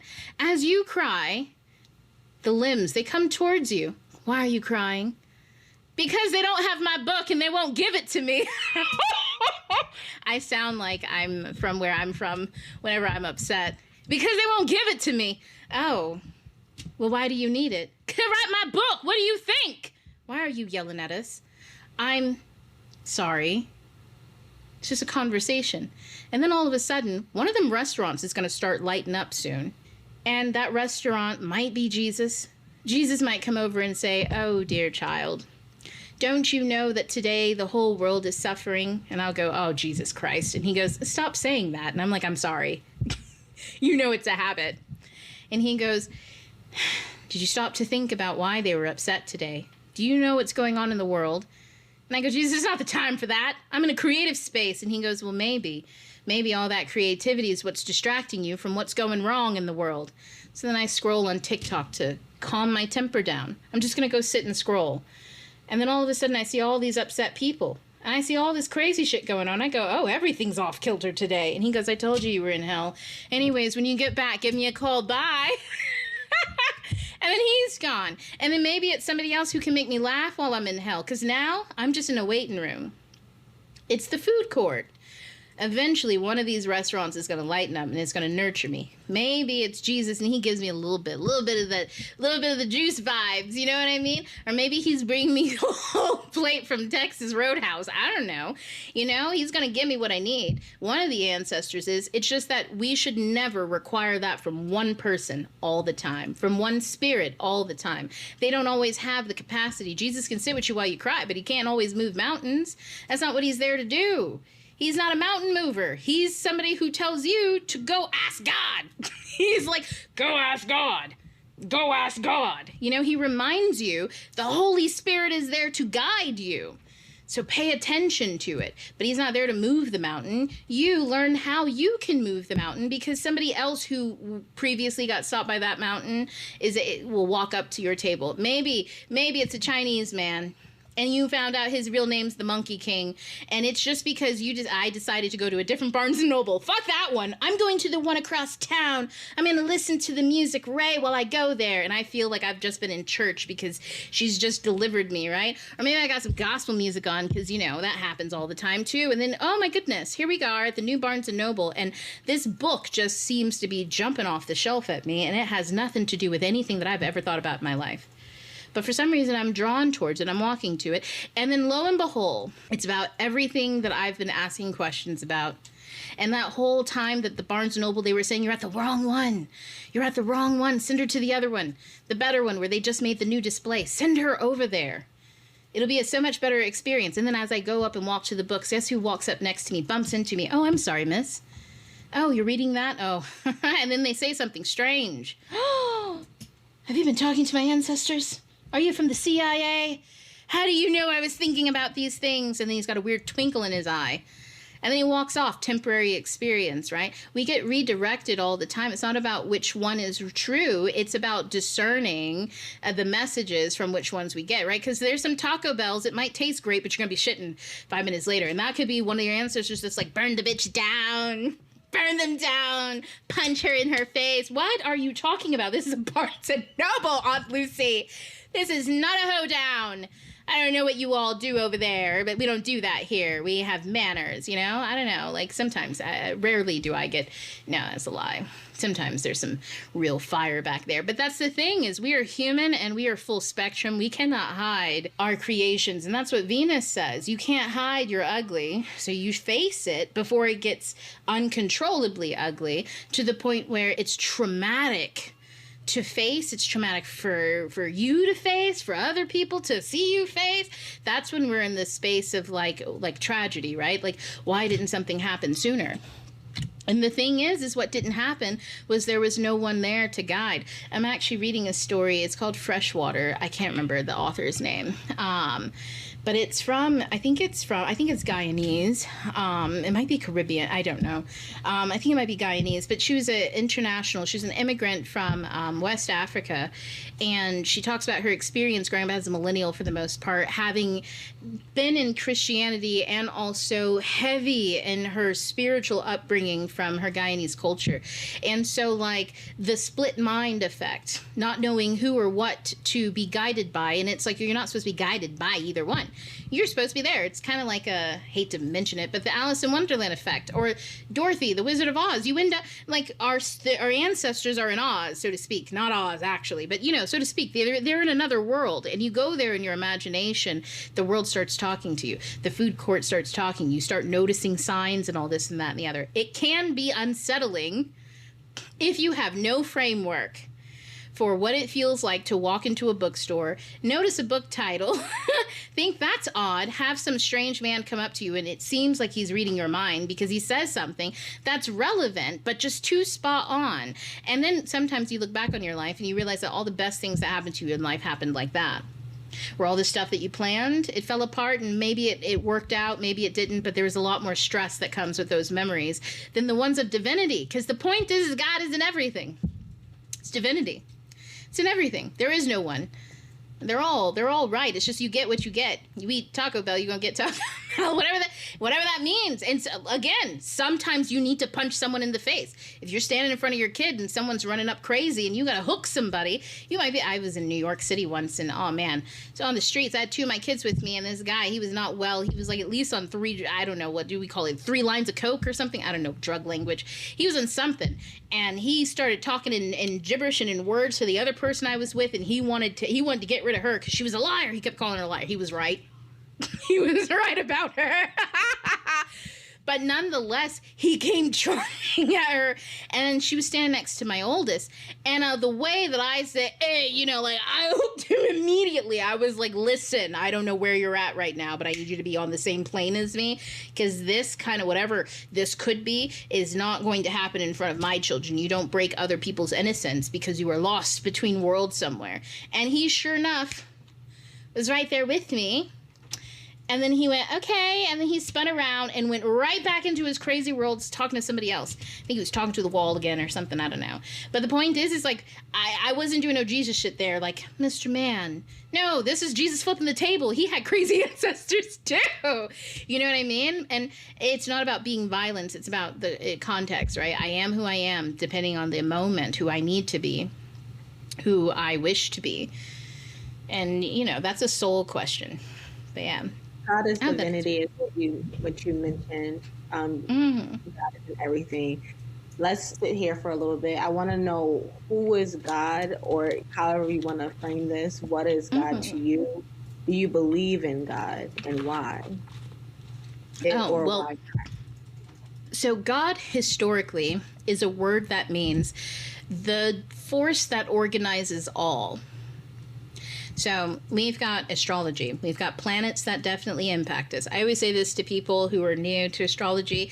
If the moon can swish and swirl the ocean, I think it can do some shit to your little 70% water body. You know what I mean? Like, it's over here knocking that ocean around. People are like, oh, I don't believe in the planets. They don't impact me. No, you want to hang out by the ocean, get under there, see what them currents do. So one, we've got cosmology. I didn't organize that. Humans didn't organize that. And even if we don't think too much about cosmology because it's scary and it's big and it's unknown and it feels like a lot of work, I get it. If we just go to the human world, right? There are plants, there are beasts, there is the material that makes up everything, there is air, there is the elements, air, everything, right? All of these things are organized somehow, and it's not by humans. So there's a creative force that organizes all. Now, in many different indigenous cultures, there is a woman goddess that gives birth to the world. In some Abrahamic cultures, or all of them maybe, there is a man who creates the world. The point is the soul, which is divinity. It's a slice of all. So if I were to, so strange. It's hard to explain because it's not a human. We humans don't practice. We practice divinity. Here we go. We practice divinity through our creations. But I hate to use children as an example because people get confused, because children are spirit, new portals and souls and humans of their own right. So all non-human creation, I'll use that example. So whatever you create a podcast. It's really cool. You can create a dance. You can dance and choreograph. You can create music, right? Your divinity, you created all those things. There's no way that even if I was like, this is a great podcast idea, I'm going to do the same thing. There is absolutely zero chance that I could replicate this. It's you. It's you. It's the way that you see the world. It's the questions that you have. There is no way in any type of world that I could drop into your brain and come up with the same thing that you could. That's why I never care about copycats. I'm like, I change every 5 seconds. It's hard to keep up with me. Like, copycat if you want. I'm like, that's just, I see it when they say it's flattery. It sure done is, because you just made it a trend. Go ahead, baby. I'm sitting at the center of it. And then I'll be gone too, so it won't even matter to me. You know, like, there's no copying. So divinity is like that. The source is every single creation that you could possibly make, and that exists in you. So think of yourself as a source. But you made a dance and you put it on TikTok, whole choreographed thing. It's like a whole music video. Let's talk about that. Okay, you send it on TikTok. That is an expression. It's a piece of you. People will come in contact with that from its birth until it falls out of memory. That's a human life. People will come in contact with me from my birth until I fall out of memory. That is my human life. I might be in memory until 60. I could be all by myself. Nobody knows me. I live in a forest somewhere. Everybody's forgotten me. I removed every trace of me from this earth, right? Or that could be, and I talk about Marcus Aurelius all the time, the Roman emperor. He wrote Meditations 2,000 years ago. I pick up his book and I read it, and I feel, there's aspects of myself that I see. I connect with a Roman man from almost 2,000 years ago, and I feel so deeply intertwined with the expression of his heart as he pours out onto the page his heart so that he can remain sane in a world full of nothing but brutality. He is the most educated person in the space around him, and that weighs on him in ways that just are remarkable. So he just scribbles in his journal every 5 minutes about, it doesn't matter, we're all going to die anyways. And I'm like, how cute. He throws temper tantrums. Also, that's not healthy. That's a long time ago. He hasn't fallen out of memory yet. In fact, if you hang around tech bros, he's haunting over there. They don't know. They're illiterate. So, they take his stuff and they turn into cult leaders. So, you know what I mean? He hasn't fallen out of memory. That's a long time. But only because of his work, his creations. So divinity is like that. It creates all things, plants, humans, everything. And it all interacts with each other because we are all the same thing. You can talk. I talk to trees all the time. People think it's funny. It's because trees don't talk. They don't go, hi, Francina, how are you doing? Like, that'd be really fucking terrifying. I'd scream. I'd be like, ah, you know what I mean? I'd be like, no, what is this funky shit? Tree's talking to me. You know what I mean? If it just grew a mouth or something, I'm not about that. But when I walk past them, man, when I was I'll tell you this one. Not fuck trees. I love trees. Never mind. I was in Dublin, and I was on my way to Scotland, and on the way I had to stop in Belfast. Now, Dublin is like Ireland. They are moving towards their indigeneity. Belfast is like Northern Ireland. They were colonized, and they're kind of like, maybe we like being English. I walked past a church, and I swear to God, the iron bars on that Presbyterian church, it was like it was screaming at me about the blood stains on these walls. And I was like, this is intense. I don't know why I'm picking up all of this off of the church. I feel like the streets are violent, covered in blood. Everybody is just like angry. And then I'm like, ooh, let me go get some chowder or something. I don't know what that is. I go to a hotel across the street. This hotel had been bombed 30 times during the Irish Revolution. The time where they were starving people. This hotel had been bombed at least 30 different times. I found that out while I was sitting in it, and I was like, well, that makes all the screaming make sense. Places, they will talk to you and tell you about what happened. The walls are alive. The trees are alive. Now, how do they talk? You feel it. You ever walk by something, you're having a good day, all of a sudden you turn a corner and you just don't feel good anymore. That's what's happening. Energy is always talking to us, but do we have the ability to understand it and decode? It's just like reading a book. Sometimes you're literate enough to understand everything, and sometimes you're not. That happens with Peter Pan right now. It's a children's story. Everybody thinks that they know it. Meanwhile, everyone thinks Neverland is a make-believe island. Meanwhile, it's a Caribbean plantation. I mean, and I didn't, it didn't take hard reading. He told us, he said they're Redskins. We call ourselves Redbone. A lot of people down in the South and the Caribbean, you call them Redbones. I had a great uncle, his name was Red. We called him Red because he was Redbone. He looked more Redbone than his twin brother, who looked more black than he did Redbone. That was just it. And so, there's just stuff that's right there. But because people don't have the history or the knowledge to be able to understand what they're reading, it's hard for them to decode it. And that's the same way that God is. It's just, God is everywhere. God is not a person. God is not a thing. God is all. Everything. It is a force. It is nature. When we stop trying to look for a man and we look for nature, then it stops not making any sense. Like, when's the last time you had to explain Mother Nature to anybody? People never ask you, what is Mother Nature? The Unspeakable World is playing. Oh my goodness. It's all about that. The unspeakable world. The most ordinary sights and sounds and smells, the texture of shadows on the floor in front of you, all these things without being named and saying, that's a shadow, that's red, that's brown, and that's somebody's foot. When you don't name things any longer, you start seeing. That's God, the unspeakable world. It's just what we see, what we experience. Nobody ever asks what Mother Nature is. That's God.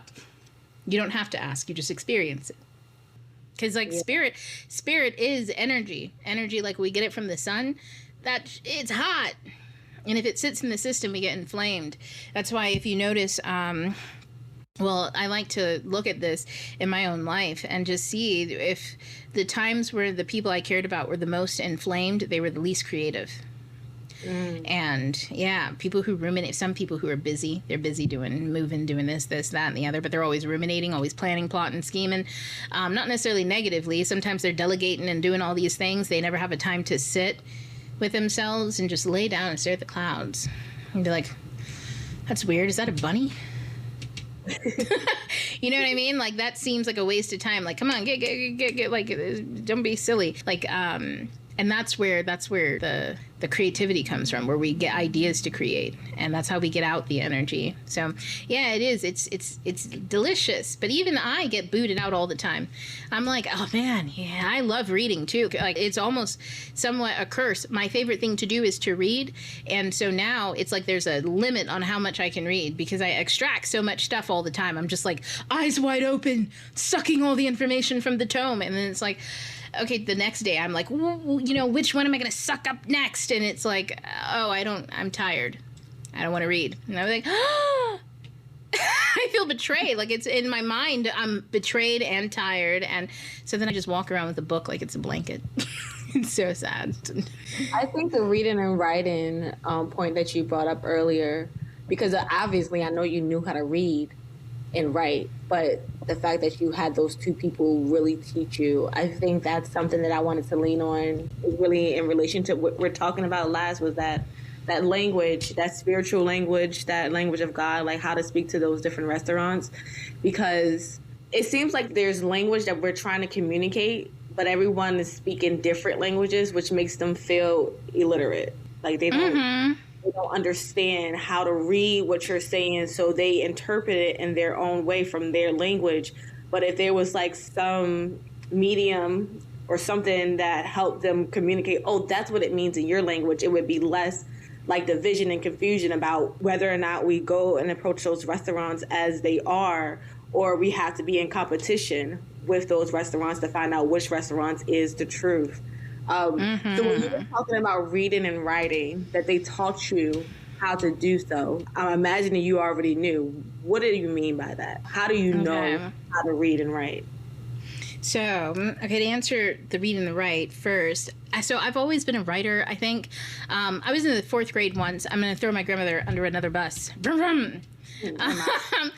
I remember once, man, I had to write a paper on St. Augustine, okay? And I had been to St. Augustine because my mom took me, but I was in Connecticut when my 4th grade class in Orlando had gone to St. Augustine. So I hadn't gone with everybody. I was just asked to write about it. So I researched, and, you know, I had been to a lot of the places that I was looking at, and I was researching. So I put a lot of voice into it. I was writing from my perspective.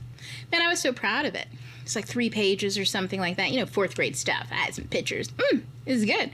So I printed it out and I showed it to my grandmother, you know, because she's a hoity-toity type. You know what I mean? She's the type that's like, you get all A's, we take you to the bookstore and you can buy whatever book you like, you know, blah, blah, blah, blah. It's like, you give me money instead, lady, but whatever. I'm not going to complain because I like books, right? Okay, so I handed it to her. And she looked at me in my eyes and she said, plagiarism is wrong. She gagged me. I was like, I wanted to be like, bitch, what the fuck would you even, you know, younger me was super excited because I felt like she would be impressed. Like, wow, look at your smart mind and this, that, and the other. You know, she would be proud. And like, look at what I did. Aren't you proud? You know, like it's a reflection of you, you know, because she was so, now that I think about it, oh my God, she, you know, her and I had a weird relationship because she always had some weird vibe with me and I couldn't figure it out because I was like, now I figured it out. I was autistic and I was like, since you seem to care so much about perceptions, look, here you go. You can use this to make yourself feel better about having grandchildren who are smart. Since that's really all you want. You like trophies. Here you go. I was just handing her off a trophy. So, you know, this is a song and dance. You know what I mean? I hardly talk to this woman most of the time. I acknowledge her presence. You know, we do the whole like grandmother, granddaughter shebang, you know. She puts on the performance. I do a good lead up role. And then I go hang out with the real relatives. Like my granddad and shit, and we'd play cards and stuff. So I haven't given her a trophy lately. Here we go. And she looked me in my face and she said, plagiarism is wrong. And then she just left. Not only was I shocked because I was like, this is not the outcome I was expecting, but I was baffled because I was like, why on earth would she think that this is publishable? Like, why on earth would she ever confuse like an adult, like I stole something? Because, I had read books and stuff and did research on books to get information. So I knew what books sounded like, and I knew that what I was writing wasn't no books. You know what I mean? I was like, this isn't in comparison. So I was like, part of me got angry because I was like, how could she be so stupid? There was a real anger in there. How could she be so stupid to think this was an adult's work? And then there was the like deep betrayal where I was like, she thinks I lied. I was like, how dare she speak on my character like this? All this is happening in like a fraction of a second. And I just shut down and I was like, whatever. That was the moment that I no longer cared about my writing. I just figured that it wasn't that good. And obviously there was something wrong with it. So it wasn't really worth being like, worked up about or anything. So fast forward, I write all the time. I excel in English to the point where in my 12th grade year, my English teacher, like a lot of my teachers were confused why I was underselling myself. They were like, you should be an AP or something. And I was like, I'm just not that good at it. I just thought I wasn't that great at reading. I wasn't whatever. Because I was always picking up stuff nobody else was. Half the books are boring as fuck. I was just like, But I was at a magnet school. So there was a lot of like push for education and at a high scholarship and stuff. So I'm floating by in all of these spaces with all these people looking at me like, one of my economics teacher, he was like, you have so much, but my economics teacher and my AP psychology teacher, they shared a room. And I messed up one day and I walked into class a little early right before lunch was over. And they were both sitting in their office. These two men, one of them was a deep conservative who never told us he was a conservative. He's just a man who rode a bicycle and looked like an engineer. And the other one was a gay white man who would never tell us that he was gay. So he was slightly conservative, but also very, very, very petty. And I remember he looked and he rolled his eyes and he said, oh, here comes our favorite. And I was like, I'm sitting like, again, because I think I'm sliding behind, hiding in the shadows. It's my last year. I'm busy. I don't want to talk to nobody. I just want to get out of this place, get all my grades. I had some goals I wanted to meet, whatever.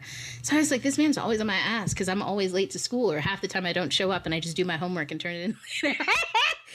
So they had a loud conversation about my potential and how I was wasting it. And I was like, I just didn't understand what they were talking about. Because they weren't like saying it like I was really a fuck up. Because no, I had A's and shit like that and I did everything. But there was something else. And I was like, what else is there to do? Y'all don't ask this of these other dumb kids. So what else is there you want from me? I was like, I had it up to here with the education system. Anyways.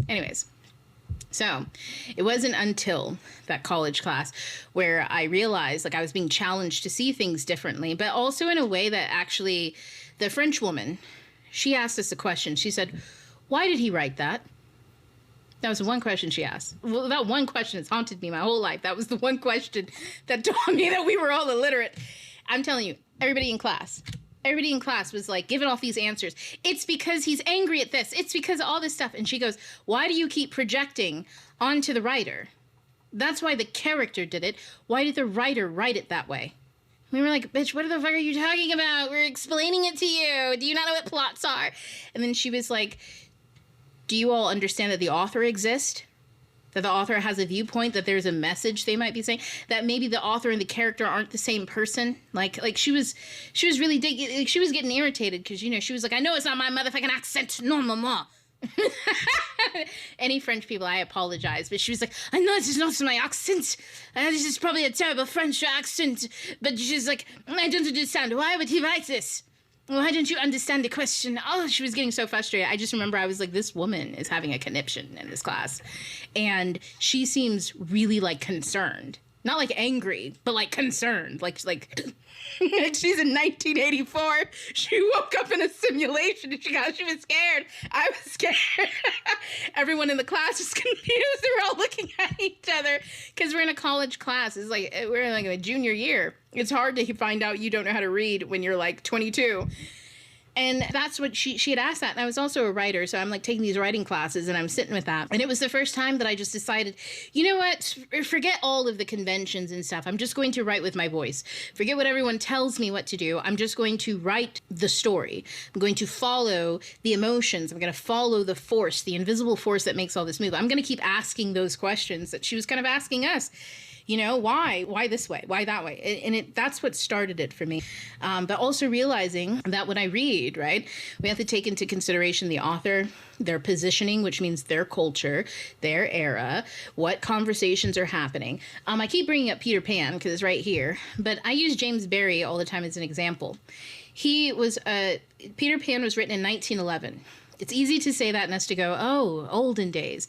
But when I say, middle of the Industrial Revolution, when I say this is right before World War I, when I say this is at a time period where he's Calvinist, and so he doesn't actually like any of the characters in the book. What does that mean? He's Calvinist. That's a different type of like spirituality or religion than just basic Christianity. And he's from Scotland, not England, and they don't like each other all the time. How does that position him? He's also in a literary crowd. Did you know his friends were actually in some weird Golden Dawn secret society? He's also friends with so many other people who are writing so many other different types of things. He's in conversations, right? Or he's in proximity to things that influence what it is that he's even trying to tell us with this story. And it changes the story completely.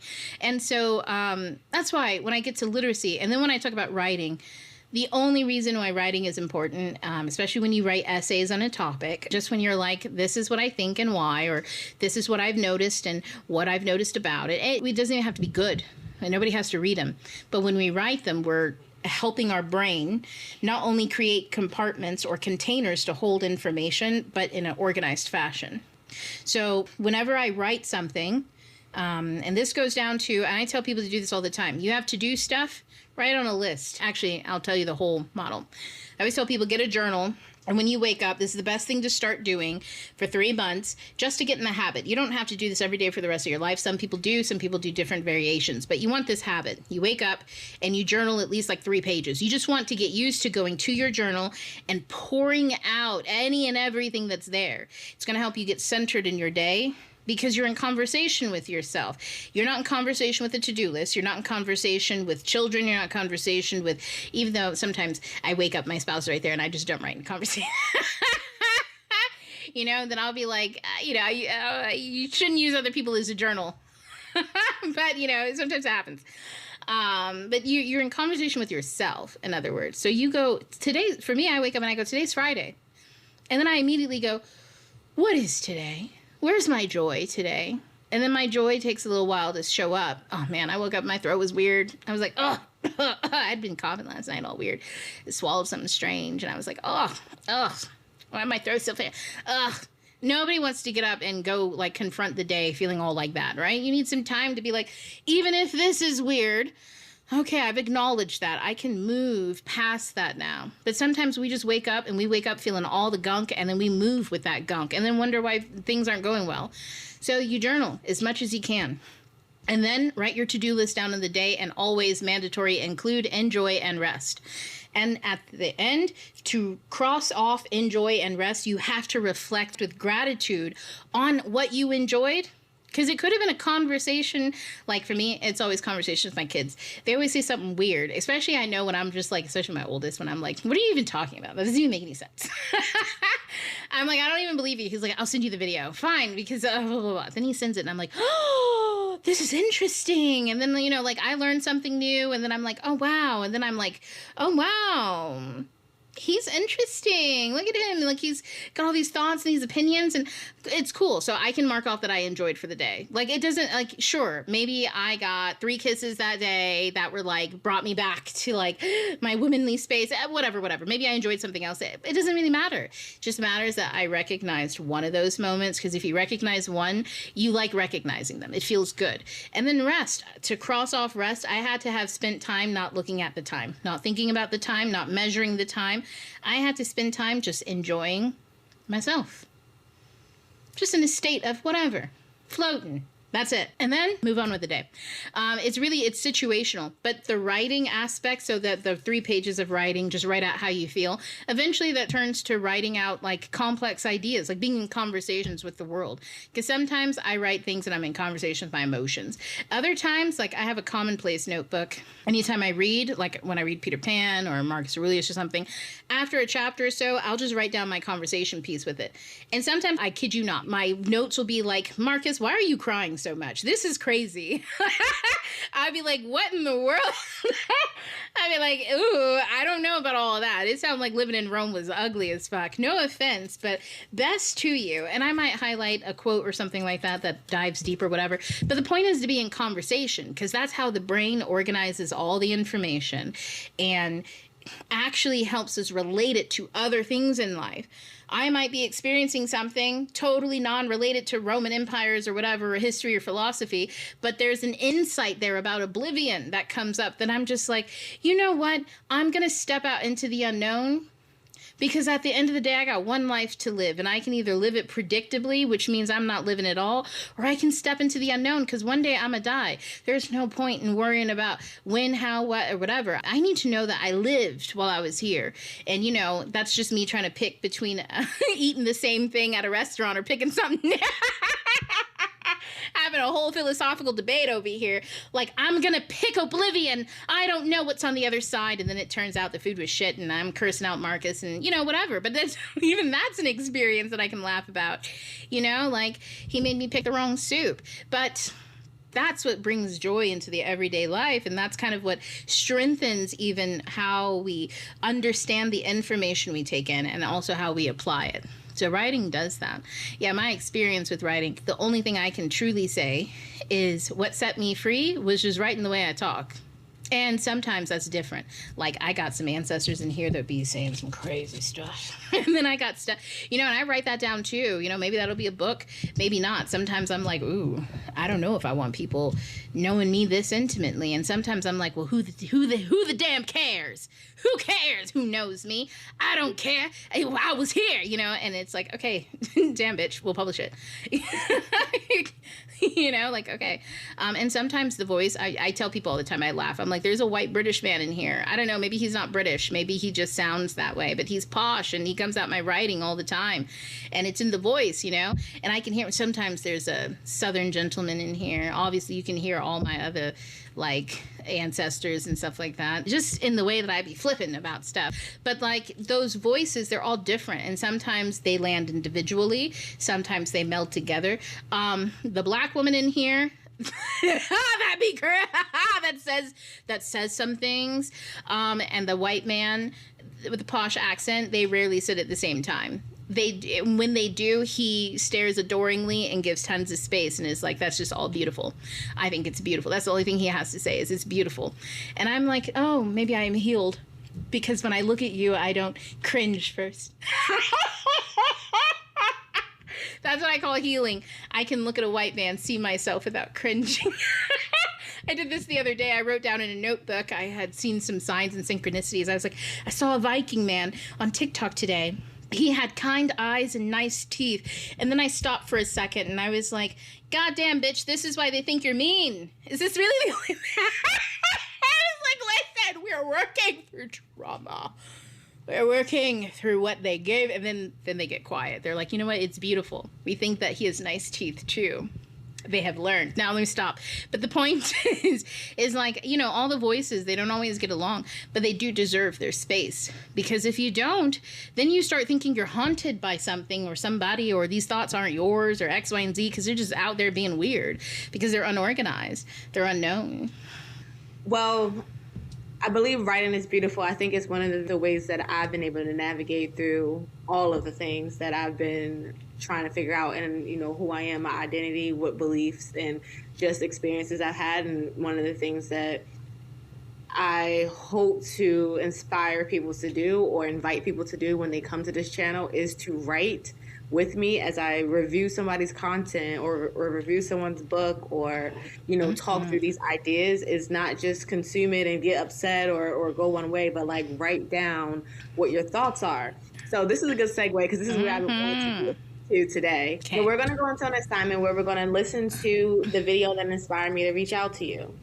As we're both listening to the video, the goal is for us to write down just 3 quotes that you hear during the video that you're picking just because you liked it, something that you're questioning about what you said, anything. You're just identifying 3 quotes as you're listening to the video. I'm also going to identify 3 quotes.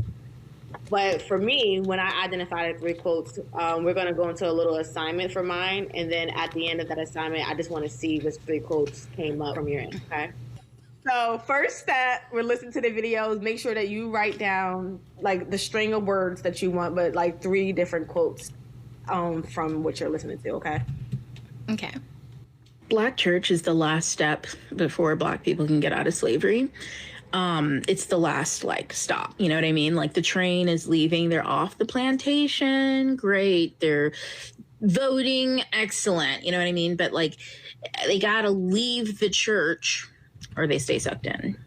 And that's incredibly difficult because, and here's why, historically speaking, Black churches actually are closer to spirituality than, say, their white counterparts in America. That's because the white counterparts in America are heavily they're Protestant. Okay. The Protestants didn't want anything to do with that Catholic shit.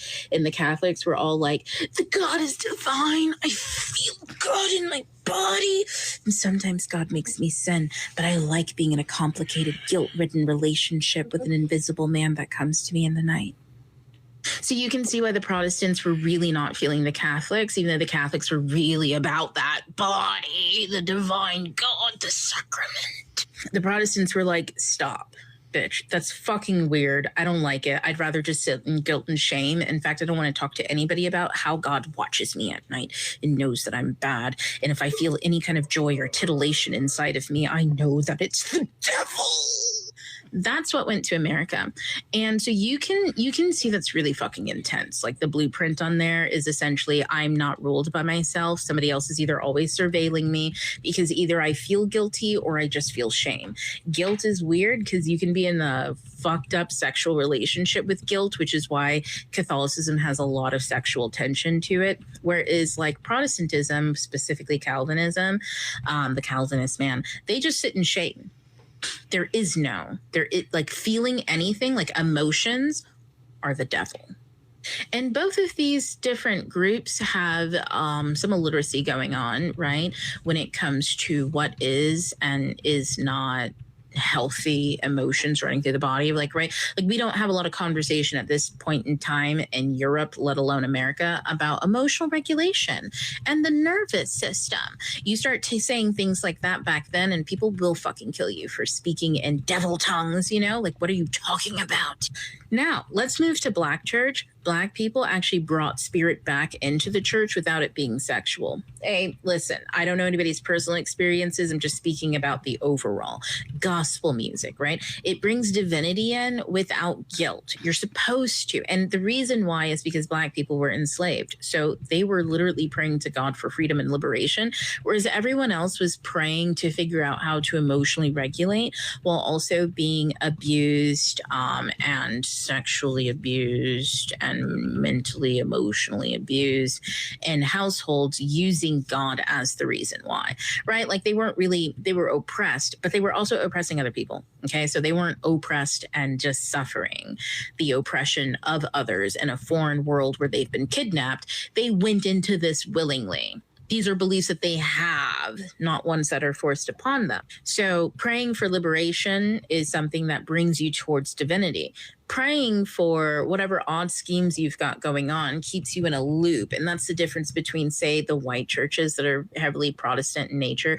Now, their Protestantism has diluted and moved into other things. You've got Presbyterians, you've got Baptists, Methodists, and then you've got Mormons, right? These are all just like the same vein of the Protestant coming out of Europe from the Lutheran times. You get what I'm saying? Coming all the way slowly, making its way farther and farther and farther away from the source. The farther it gets from the source, the less creative it is. That's why when you look at them Protestant people, anytime you look at a white person, they ain't got no color, no nothing going on. It's all gray and quiet and still and calm and control and silence. That's that Protestantism on high, because any type of stimulation is a trigger point for them, because they never learned emotional regulation or nervous system regulation, because a lot of their practices are just abusive. And if you are emotional or you have a nervous system that's awake in an abusive space, you become what they hate the most, which is Catholic. The Black church negates all of that, okay? It's in a little sect of its own, okay? It's neither Protestant, it's not Catholic. It's something that people can't quite put their fingers on. And gospel music at this point has completely changed the shape of America. Gospel music is American music. All American music comes from gospel music. Now, that's the beauty of it, right? The problem with it is that all these people still pray to the God that, the question that all kids come up with, all Black kids, is why do we pray? Why, it seems like God allowed us to be enslaved and brought here and in captive. Why would you pray to a God who does that? And I'm going to leave a link down below to the creator, Mindy, who sparked this conversation. She asked that question to her mom, and her mom said, well, sometimes, just like when you have kids, you really, you do everything that you can to get them to do the right thing. And then when they don't, you just have to break out a belt and beat the shit out of them, to get them to do the right thing. That's that cognitive dissonance that exists in the Black church that has to be removed. It's that story. That is not true. That's white people. That's praying to a white man and calling him God. That's praying to a white man and calling him God. The reason why Black people are on this continent is a lot to do more than the transatlantic slave trade. There were already West Africans over here interacting with other people, Asians that were here for a very long time.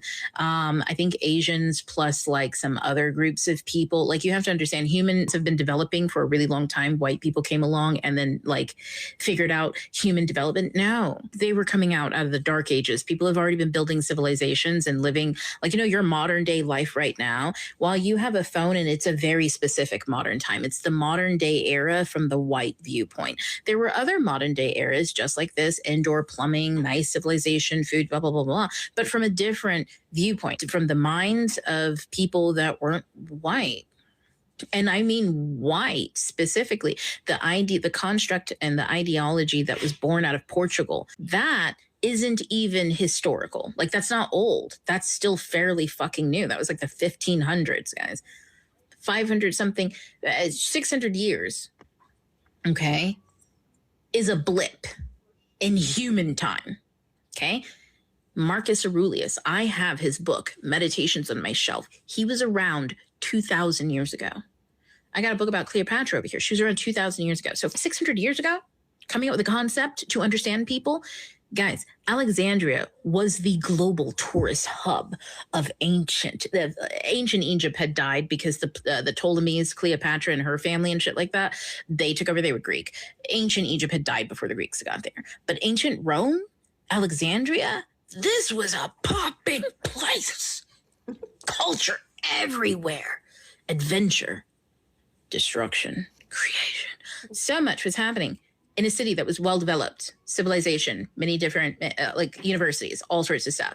Civilization in the modern day as we know it today is about the same as it was years ago. Just totally different, because it's a different iteration. It's seen through the eyes of different types of people with different visions. White, specifically from the Portugal concept that came out so that they could justify all of the imperialism and all the crazy shit, was to me a last-ditch effort for the far West to be able to participate in the global economy like everyone else was. And their participation, because nobody wanted to participate with half of their fucked up shit, then they had to invoke violence. And invoking violence on others, as you can tell, as a way to get them to do what you want to do, is not godly. Nature doesn't invoke violence upon you. Nature just moves, and either you move with it or you don't, but it's your choice. Only whiteness beats the shit out of you, calls that God, and says one day you'll understand.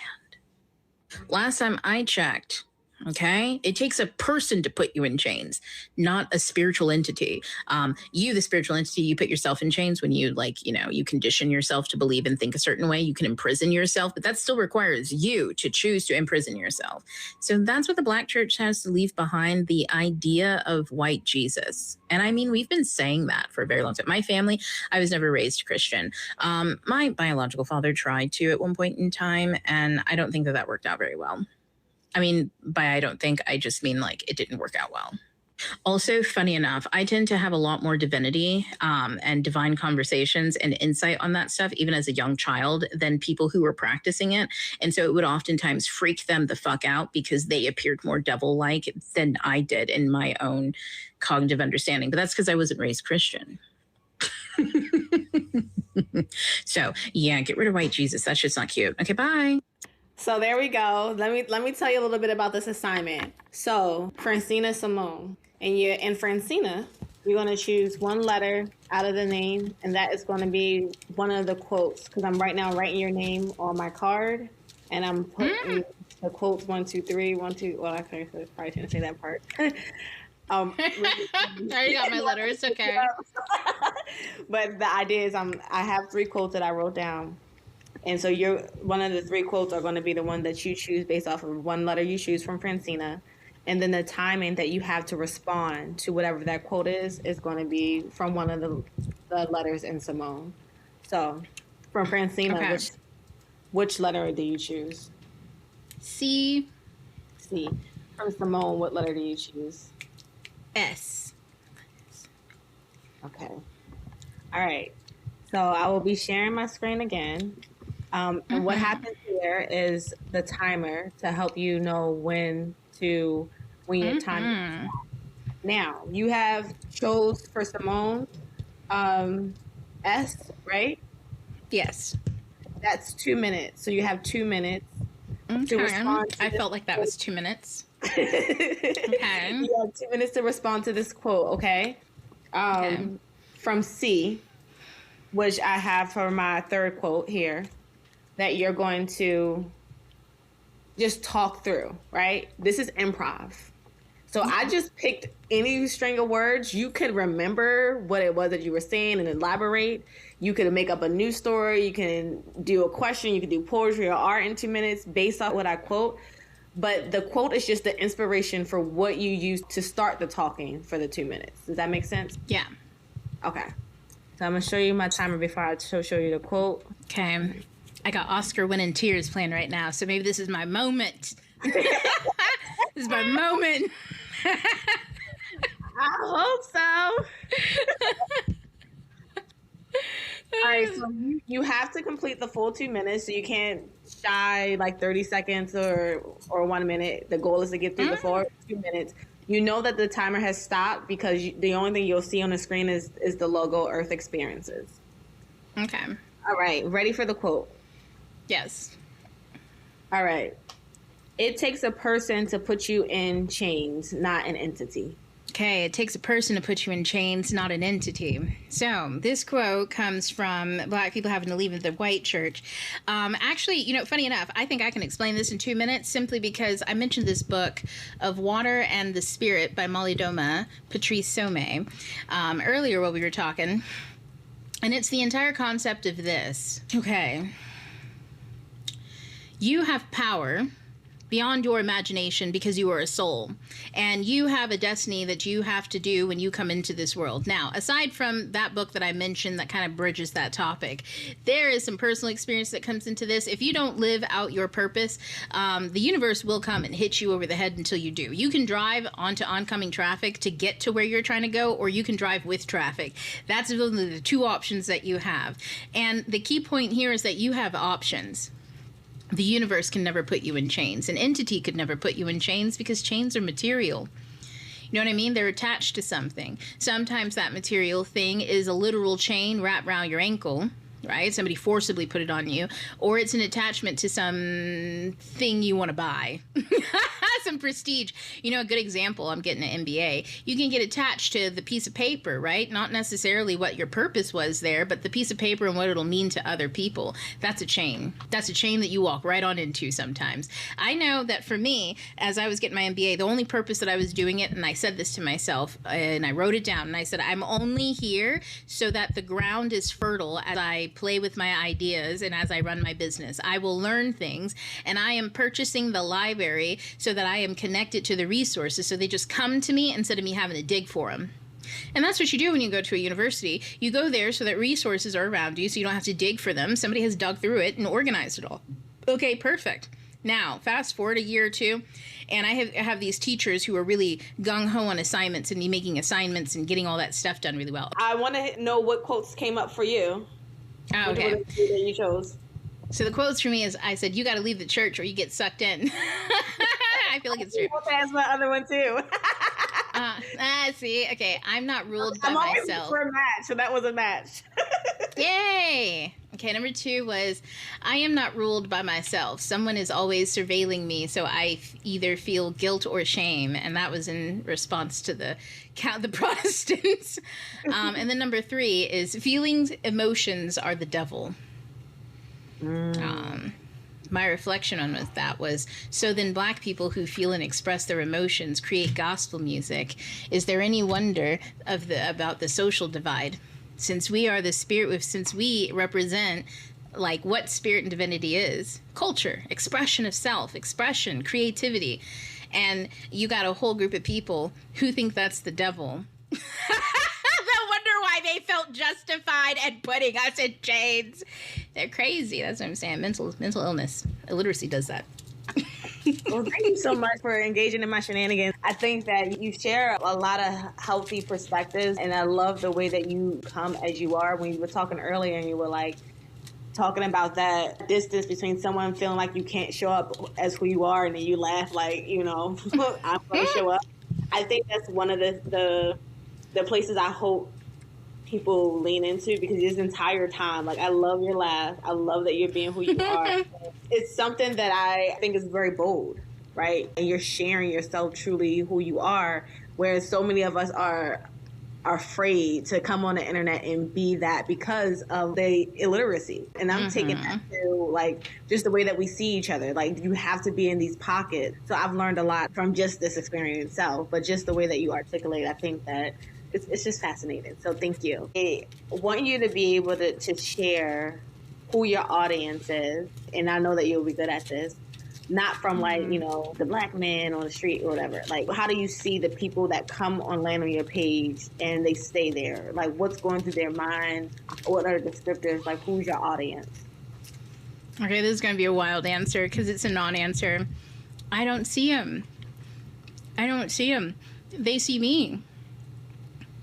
Ooh. When I make content, so I like to tell people this because making content, right, there's a parasocial aspect to it. I can't show everybody all aspects of me. Most people don't deserve all aspects of me. Like, I chose the person I'm married to because I don't want to be fucked up with other people. I don't mean it like that, but you know what I mean? Like, I don't want to be romantic with just everybody. I like to be romantic with one person, you know what I mean? So, like, just the basis of understanding that means that we know that I know who my audience is. They're the people who send out a prayer or whisper on the wind, and I just so happen to pick it up. And so I'll never know who they are. I mean, oftentimes, like, I have students and stuff like that who come through and they take my courses, they learn, they sit in class and stuff like that. And I get to know them to some degree, but there's even a barrier there where, like, even my classes, the way that it's set up is I just give information and I'm either answering questions. There's not a lot of, like, group back and forth, like, relational, like, people don't get to know me as a friend and all that kind of stuff. People can feel that way. And I've learned the hard way in life that people are going to feel how they feel. Some people look at me and they feel like they're in love. And I'm like, boo, I don't even know your name. Like, what do you mean? I don't even think we had a conversation before. You know what I mean? But, like, it's not on me to, like, dictate that. Now, I know that sounds like a crazy answer because, like, I know analytics-wise who my audience generally is. They're people who are looking for tools for consciousness, right? They're people who are like, hey, this is ghetto. And I know that that's not me. I know that this is something that somebody's trying to press onto me, right? Even the word Nobody has ever given themselves a ghetto. They have been thrust into, told that that's where they are, told that that's who they are to some degree all around the world where the word is used, right? So it's people who are like, no, it's not. There is another option here. I don't have to choose between someone else's options. I'm a creator and I can choose my own. So it's for people who want tools for consciousness, but I never know who they are. I always say weird shit in my videos and I'll be like, I don't know who that is thinking about this, the X, Y, and Z. And it never fails. At least one person, if not a handful, will be like, oh, that's what I was asking. That I just wrote that down in my journal. People have shown me the evidence too. They'll be like, see, you can believe me or not. And I'm like, I believe you. This happens literally every time. You know, like, it's the synchronicities. It's because it's not me. I came here and by sharing, I agreed to share so that the other people who needed that would get it in the right time. And the timing is not on me. That's on the universe. I just put it out there. Synchronous. Oh, never mind. Forget it. Synchronous. No, I got synchrony. Never mind. No, synchronicity.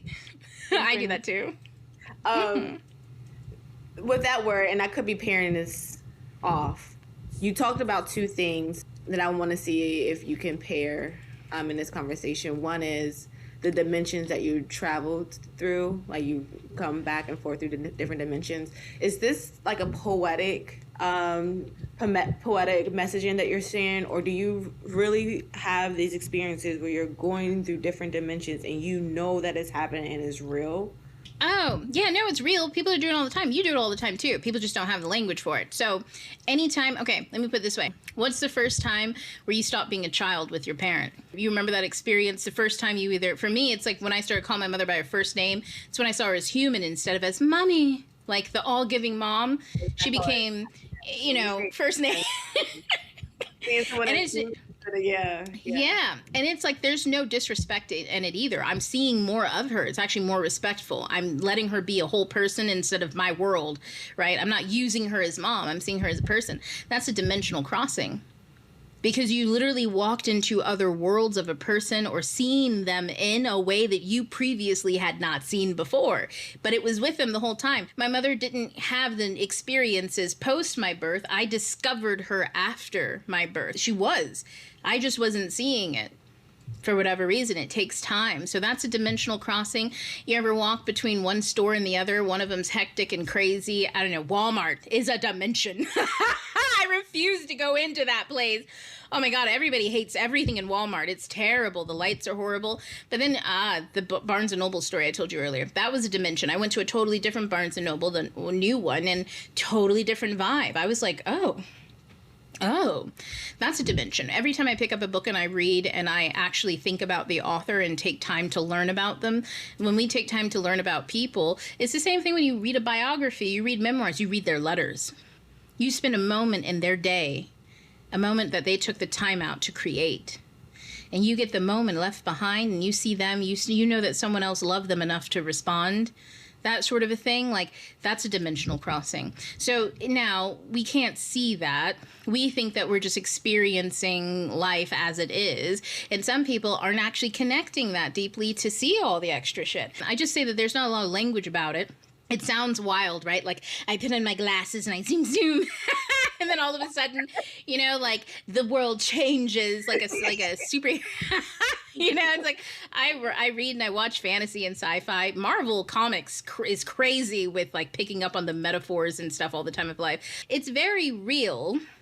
It's just we talk about it as if it's not, as if it's common. We have made it mundane. When you walk into a room and you read the whole vibe, when someone walks into the room and changes the whole vibe, you have entered their domain. When someone walks in the room and you hardly notice that they're there, it's because you're in your domain. You're in your dimension. And then all of a sudden they tap you on the shoulder. Whoa, shit, I didn't know you were over here. What do you want? And then you're like, you being able to talk to them like that, that's your domain. Somebody else taps you on the shoulder and you jump and you go, oh my God, I'm so sorry. I didn't touch anything, I promise. You're not in your domain anymore. You're in somebody else's. You feel caught. You feel subject to something else. That's a dimensional shift. When you have a narrative, you know your purpose and your role. You always have one. I always have my interior that holds me. And then I'm in a reality where I can interact with so many other people dimensionally. We can, somebody who is healthy will meet you on a mutual plane, right? And you spend a little bit of time together and you can part easily and you can come back easily. And you're like, this is a healthy relationship. And then one day you see them in a totally different light. They get a phone call and they fall apart. You're like, well, is everything okay? And then they tell you, I just got the terrible news. It's okay. And then they tell you about something in their world. And all of a sudden you see images of the people they care about. You've never seen those people before, but you get a sense of them. Now, if they showed you a picture, you'd be like, damn, the bitch I thought I saw in my head doesn't look nothing like that. But okay. You know what I mean? You know, we still have to account for our fallacies and, you know, the work of the imagination to fill in the gaps. But like, no, we enter different dimensions. Someone tells you a memory or a story and you see it, even though you were never there, you feel it. Man, it's strong when you can smell. When somebody starts describing something and you're like, I smell it. Oh, gross. Yeah. They literally conjured the energy. You smell it. You smell the particles. That's real. You know what I mean? Like, now, that doesn't mean the particles are physically there, but your senses have shifted. You're having an emotional experience in an emotional body rather than a physical one. So that's where I was in Playa del Carmen 2 years ago. And I remember I was sitting on the balcony with my husband. We were just sitting, and we noticed the crowd. We were on the strip. It's a tourist strip and stuff like that. And we noticed that the evening crowd or the afternoon crowd was hot and sluggish. And then all of a sudden, the energy changed, and the types of people walking by shifted and changed. And then it just started to seem like they were like people were coming through, but there was a generator, like a different, they were walking through a wall of some sort, and something was happening. And then I said to him, I was like, wouldn't it be weird if there were like little energy orbs and people walk into them and they just they take on that energy? And then you start noticing, and you're like, I think there are energy orbs. People walk into them haphazardly, you know, they just seem out of dissociated, and all of a sudden they seem like they've gotten captured or possessed by something. And it's an idea. They walked into an idea, right? But the idea matches the vibration of the realm they just walked into. It could be angry ideas. All of a sudden people are arguing and yelling all the time. And everyone's drunk. Makes sense. So it's stuff like that. Yeah, it's real. It's really mundane until you learn what it is. And then it becomes magical again. Because you're like, whoa, I don't just have to go into any dimension. You can walk into a business and change the whole energy of it. Now, you can't do that forcefully. Lots of people, they learn tools and stuff, and then they try to force their vision, force their dimension on others. And that's where, like I said, you get cult leaders and all sorts of weird nonsense of people trying to control things. But what they're trying to control is make you see their world and their point of view. They're scared about something. Whereas people who just go, things are. This is a dimension, and you can walk into it or you can choose to leave. There are plenty of times where I'm out. All of a sudden the energy shifts, and I'm like, I don't even need to know why. I don't even need to know why. I'm just going to go now.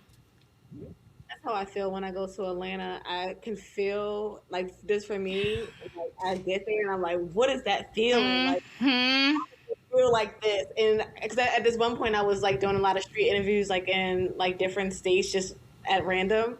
And what you're talking about now, like I went to New Orleans. As soon as I landed, I felt free. And I don't know why. She said, woo, I'm back. The music. I mean, I felt good the entire time just being there. Whereas like when I was in Atlanta, I mean, I shifted like to what I wanted. But when I first got there, it was the traffic. And I feel every part of the traffic. It was like I've been in traffic, but I think the shift from where I live, and then going to their traffic was like, whew, like what's going on? Like I could feel plus everybody. The streets of Atlanta are hostile. Like, you know, and this is interesting because like earlier when you were talking about the trees talking back to you, I guess I imagine when you use the word dimensions, because I'm just thinking about it surface level, like dimensions sounds like you're traveling. I imagine that because you said that you described the dimensions in this way, and you said that talking trees would freak you out, that you never had like a spiritual type of experience where, and when I say spiritual experience, I mean like, have you seen anything cross over into another world? Like, how do I think there's better love this. No, I know what you're talking about. Have I seen anything physical? Yeah, like you could feel like it was the other side of the world, and it wasn't like you moving to Barnes and Noble's A to Barnes and Noble's B. It was like, where is this? And describe it as astral projection when they've done it, or some people will say that they tapped into the physical, I mean the spiritual realm, and they were able to see these things. I'm just interested. Maybe the answer is no, but I wonder if you ever had anything like that made you look twice. I'm thinking, like, I'm trying to figure out to what degree was it physical. Okay, so I've had different types of experiences. So I told you my husband, he's indigenous Mexican, so he's like, his people are spiritual people. They're loud. But, like, I don't know. He's just so innate with it to the point where I think he thinks a lot of shit's mundane that's not. So once I was sleeping and I woke up. Oh, man, I felt what I call her the curmudgeon. She's like a woman. She's like a hag that walks through, that comes through before death comes through. She's like imagine somebody was wronged and they died. She's the old woman that comes through, like, and she's announcing that someone has just died, but like, shame on all of you for what you have allowed. You know, she's like terrifying, and it's almost like looking at her will get you killed. Anyways, I had this dream.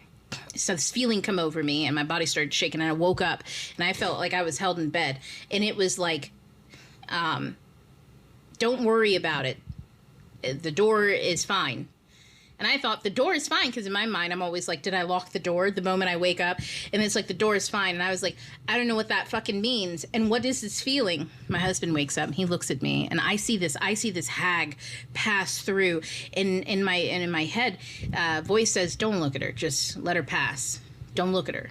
And I was like, all right, what the fuck is this? This is, you know. Then my husband wakes up, and I was like having a hard time sleeping. He's like, yeah, I just had a weird dream. I was like, okay, what was it? He's like, we were, you know, standing in the living room in front of the sliding glass door, and I was looking, it was dark. I think I was calling for the cat or something, calling the cat in but I couldn't see him. And then all of a sudden, I see this weird shape out there. And, you know, our youngest, he comes up, and he's like, what's that? So I knew that I was seeing something. And then all of a sudden, this haggish woman sped up towards him, and he backed up from the window just as she, like, bounced off and went away. And I was like,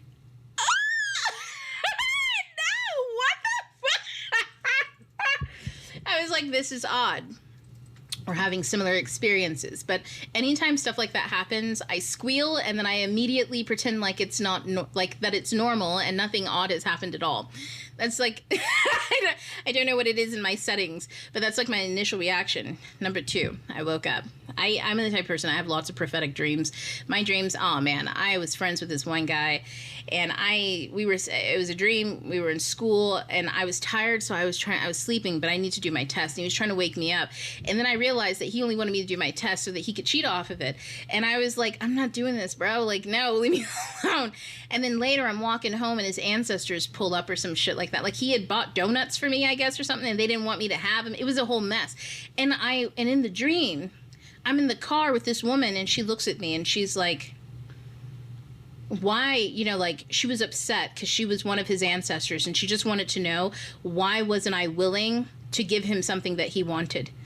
And then I looked at her, and I was like, I said a word. I still don't know what the fuck I said. She turned from driving, she looked at me, and she was no longer the woman that was in that car before. It was like the whole fucking thing. And then she said, we're headed to the airport. No matter what you do, get in the elevator. She drops me off at the airport. All of a sudden, chaos breaks out. I thought it was one of them events that you never want to be a part of. You know, like blood curdling and shit like that. Shots are fired and stuff. And I'm like, ah! I run to the airport, and like it was the arrival of fascism. I had this dream back in like 2018, funny enough. And all these people were marching through, and they were like soldiers, but they were marching through, but they weren't normal soldiers. They were a force. And the person was like, just stay in the elevator, just stay in, these, I don't know who it was, but somebody had pulled me in. It was an ancestor, because I almost didn't make the elevator, and he pulled me in. He's like, you're safe. And then we watched as they marched through, and they were just, all sorts of havoc was going on. So that was one where I was in a dream. I was pulled out of a dream. And then the last thing where it's not so, it's when it comes, oh, fuck, Jesus Christ, when it comes to physical stuff. I've had ones where I've been waking up out of a dream. A lot of people talk about sleep paralysis. I used to get that all the time. It used to freak me out because I don't like, I'm scary. As much as I can appear to be as confident about X, Y, and Z, when it comes to spiritual stuff, I'm like, excuse me, I'm but a human. I don't know what all this hooboo-jiboo shit is. You gonna have to explain shit if you want me to play along. And so, like, because of that attitude, I think I have different experiences. But I had one where I woke up, had sleep paralysis, and I just said, you know what? If today's my day to die, because it feels like you're dying. Like, you know, something's terrible's happening. I was like, then forget about it. And I was like, what if the door is unlocked and a burglar comes busting in? And I was like, you know, I'm tired of telling myself that. I guess I'll just die. And then everything went white. And I looked around. I was talking to, like, one of my ancestors that was meant to lead me through everything. He sticks around all the time. He's, like, here 24/7 sort of a thing. And we started having a conversation on a cloud. And this is the first time I realized I was in my interior world. And he was like, you know, there was this fog that would come through, like these darker clouds. And he's like, every time they come through, we have to stop. It breaks up transmission. And that's when I realized these are all my thoughts, my unprocessed thoughts and emotions and stuff. And I was having conversations with him. I saw other souls of people that I knew, but they didn't look at, like, I've seen my grandmother's soul. She gave me a red thread. In the same one. She's like, it's time to go. And she gave me a red thread, but I knew I was talking to her soul because it looked nothing like her. It looked nothing like her. She was young, but she was old, and she was like this must have been a body that she had a long time ago or something. And she hands me this thread, and she's like, it's yours now. And I was like, all right, I don't know what the fuck that means. And I'm definitely not calling this lady to ask her because I feel like she'll just be pissed about something. So whatever, I took the thread. It was so funny. I saw my husband. He's like, hey, I'll be back. And it was a different version of him. And I was like, I think I'm married to that man, but he doesn't look like that in the waking world. I mean, kinda. It was an essence, you know. I experienced all that, and then I woke up, and my life changed from that moment on. Like, everything changed. Do you want to talk about, have I seen things? I've seen spirits take over people. I've seen people's minds get corrupted. I experienced maybe from 2023 to 2024 the dark possessions of people, like people who are possessed and they're not in their right mind anymore, and there's like hardly a way to get to them. The only way that I could get to people was by Archangel Michael was around a lot. And the way that I know that he's around, he carries a sword, and he's always on fire. But he's like, I like to say, he's like a big lawyer. Like, if you ever feel like somebody's being interrogated, or if you ever feel like somebody's trying to pull one over on you, and you're like, no, because here, I got another question. What about that? And you just you're honing in on the truth. You don't actually care about being right or wrong, but you feel like stricken with righteousness. That's Michael. And he'll come through and he'll sort the bullshit from the truth real easy. And meanwhile, I've looked in people's eyes and I've seen like things pass over them. And I'm just like, this is, and it's weird because it's not, I think people expect like, you know, like a clown to jump out and be like, I just saw it come out of this person. But it's not like that. It's like you see, sometimes it's people's older selves. Oh man, once I was in Seattle and I went there with my cousin, my kids, and to see a friend that I had been friends with and stuff, and him and his wife and their kids came, and we were all, my cousin knew him too. We were all supposed to do like a little family kind of reunion, you know, like he was somebody I knew when I was a kid, stuff like that. Man, apparently him and his wife were going through it. That was the one time where I feel like I saw things in the physical world because I was in Seattle, and that place is strange. That place is strange, very bizarrely strange in ways that I cannot explain. But I will say this, that's probably one of the first times where I saw things physically. I saw rabbits. I heard them arguing. And something had caught fire, the ambulance came, and I was experiencing all of this auditorily, And I got up and I opened the door because I was like, oh no, what is going on? Because it was quiet, and I went down the stairs and they were there like it was all normal and stuff, and they were fine, but they were tense. And once, the one time I've ever seen something that I am 1,000% sure of is his wife was looking at me across the table at one point in time. And I looked up from at her, and her face was like a skeleton, and she is pinched in a smile, like she was like gritting, like she was forcing herself to smile the entire time. And I was like, oh man. I'm in the house full of haunted people. What's going on? I didn't like that one at all. But it was like, it's out of body. And because it's out of body, you're having experiences that aren't grounded in reality, because these are echoes that are going around. Like sometimes we go into our mental space, and if you're blown open, like I was open. Okay, I was open and receiving all sorts of things. And generally, that's why I'm I'm the type of mom where I'm like, I don't need my kids being around other people and this, that, and the other, because I'm extremely sensitive about, like, my kids and what they like. I'm not trying to explain to them why two people are having a hard time in a marriage and why perhaps, like, you know, it's deteriorating and having problems and affecting another kid. That's unhealthy. Children shouldn't be experiencing the immaturity of adults. You get what I mean? And what they're hiding and all that kind of stuff. So for me, I get real sensitive, wide open. In those moments, it's like you see everything except for what is real.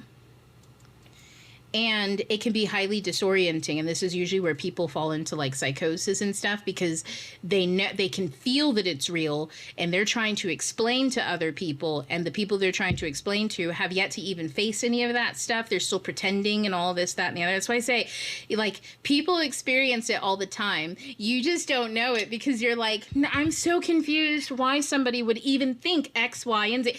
Why? Because they're living in a totally different illusion, and you're talking to them like they're sane and they're not, and then all of a sudden, it's a mess. So those are probably the only times where I've ever seen anything like physical, like in my reality. The spirit has has opened a veil, and I'm seeing something, and I'm like, ugh, and then I don't like stuff like that because I'm like, I don't like at all. That's why I stay away from people who are extremely repressive, because it's loud. It's loud. Like, I don't like hearing it, because they're not listening to it. I'm not going to listen to it. And energy will go where it will flow. And if I'm giving it attention, all that energy is like, oh, she'll express it. And I'm like, I don't even want anything to do with this. One. And two, I don't want to see anything that is not in reality. Because at this point, I'm sitting next to someone crazy. Now I'm going crazy. Because I should be able to trust that my 5 senses that pick up the material world are picking up the material world. And my 12 non-material senses, you've got 12 of them, sense of self, desire, feeling, thought, will, magnitude, perception, presence, belief, vision, knowledge, vision, and oneness. These are all like senses that we have inside of us. Like, I can sense when someone's perceiving me. I can sense when I'm perceiving someone else, and that may not be true. That's a sense. You build that skill. So I should be able to trust that my material ones can pick up material stuff. My non-material ones can pick up non-material stuff, and I know the difference between the two. Anytime I feel at all like I don't know the difference between the two, it's either one, I'm having an expanded experience, which is new to me, so I need to chill out and be a student. Students are curious, and they ask questions, and if they don't know what they're doing, they shut the fuck up and sit down until they do. They don't act. Or I am around somebody who is unstable, and it makes me feel unstable. And because I feel unstable, I can't act. And if I act, I'm acting in an unstable way. And that's what happens to a lot of people when they see something or somebody's lying and stuff. And they go, well, she's lying about X, Y, and Z. And people go, how do you even know that? And you're like trying to build the case. And you're like, well, you know, from A to Z, we just look at all the signs. And they're like, ooh, you spend too much time looking at her. And you're like, that's not what was happening. These are literally all my interactions. Like, do you not keep track of your interactions? And people go, not like that. Turns around, they do. They just didn't keep track of that with that person because that's not their experience, right? That makes you feel insane. And then everything falls apart. They come back, you were right. That doesn't make up for the time period you spent in insanity.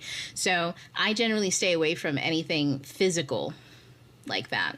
Now with, I don't know, disclosures and people talking about aliens and stuff like that, I'm sitting here like, I call them ancestors. I don't call them aliens. But at the same time, I'm also like smart enough to know I'm never going to say that at no point in time will the world creep open and then some green-eyed man walks through with green skin and I don't know, fish lips and a tail. And he's like, hey, hey, Francina, it's me from Quadron 12. Remember I told you to take the chicken out of the freezer? I mean, I might scream and be like, oh, that was you? No, no. You know? I'd be like, ooh, you the mer people? Oh, you know, I'm screaming the whole time. It might take me a while to calm down and then apologize for my reaction. Because I imagine nobody wants to, like, I would hate it if I introduce myself. Imagine I'm like, you know, my camera just went off and I'm like, hi, it's me. And you start screaming and shit. You know what I mean? And I'm like, I'm sorry. So, you know, I'm never going to say never, but also at the same time, I tend to be real practical. That's the basis of everything I do is practicality. If either I can put it to use in my practical world or it's probably not for me. And that tends to keep me sane as far as being able to navigate. So in some ways, a lot of it is metaphor. A lot of like the spiritual world is metaphorical.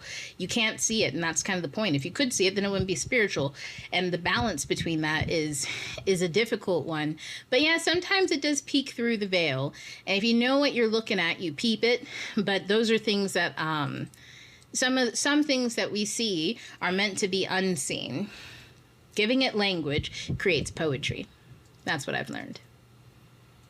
Do you believe in soulmates? Oh, absolutely. Yeah. I mean, I'm famous for saying you could be a soulmate with a squirrel. You know, because a soulmate is a connection. So you're connecting with someone and there's a reaction. You know how like in chemistry, you can mix two ingredients together and they stay separate? I don't know what those are, but I'm sure they exist.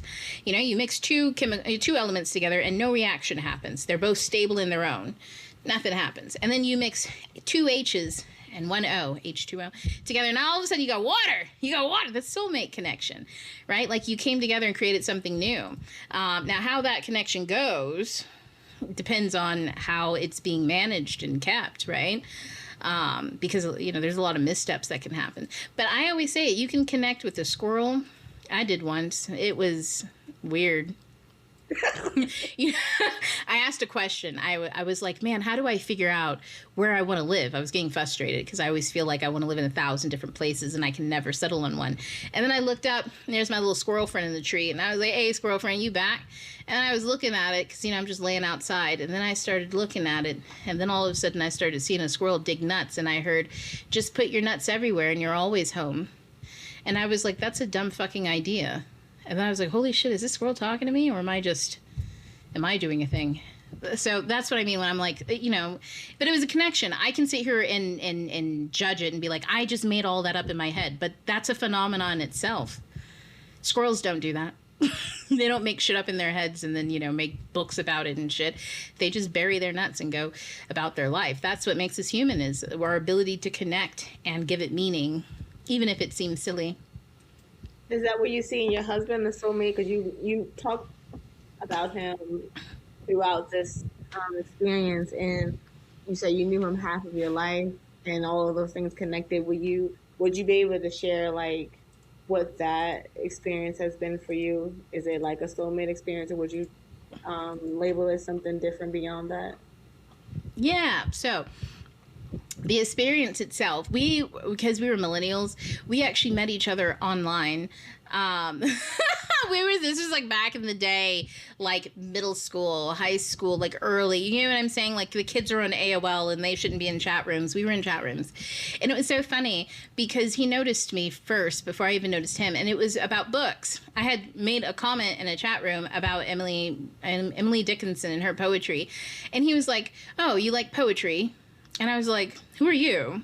And he was like, my name. And I was like, I do. Do you? And he's like, yeah. And then he listed what he liked. And I was like, that's rap, but I'll take it. You know, I was like, maybe. I was like, I I don't know. We'll see how this goes, because you can't buy me just because you know a little bit of my culture. You know what I mean? Like, what is this? But then we became friends for a really long time. We were just talking because my dad had died not too long, I think after that or before that or something like that. So I was like, I was just talking and sharing different experiences or what that was like, because at least in my home life, I couldn't talk to my mother about my own grief because she was crippled by grief. Like, she was completely undone.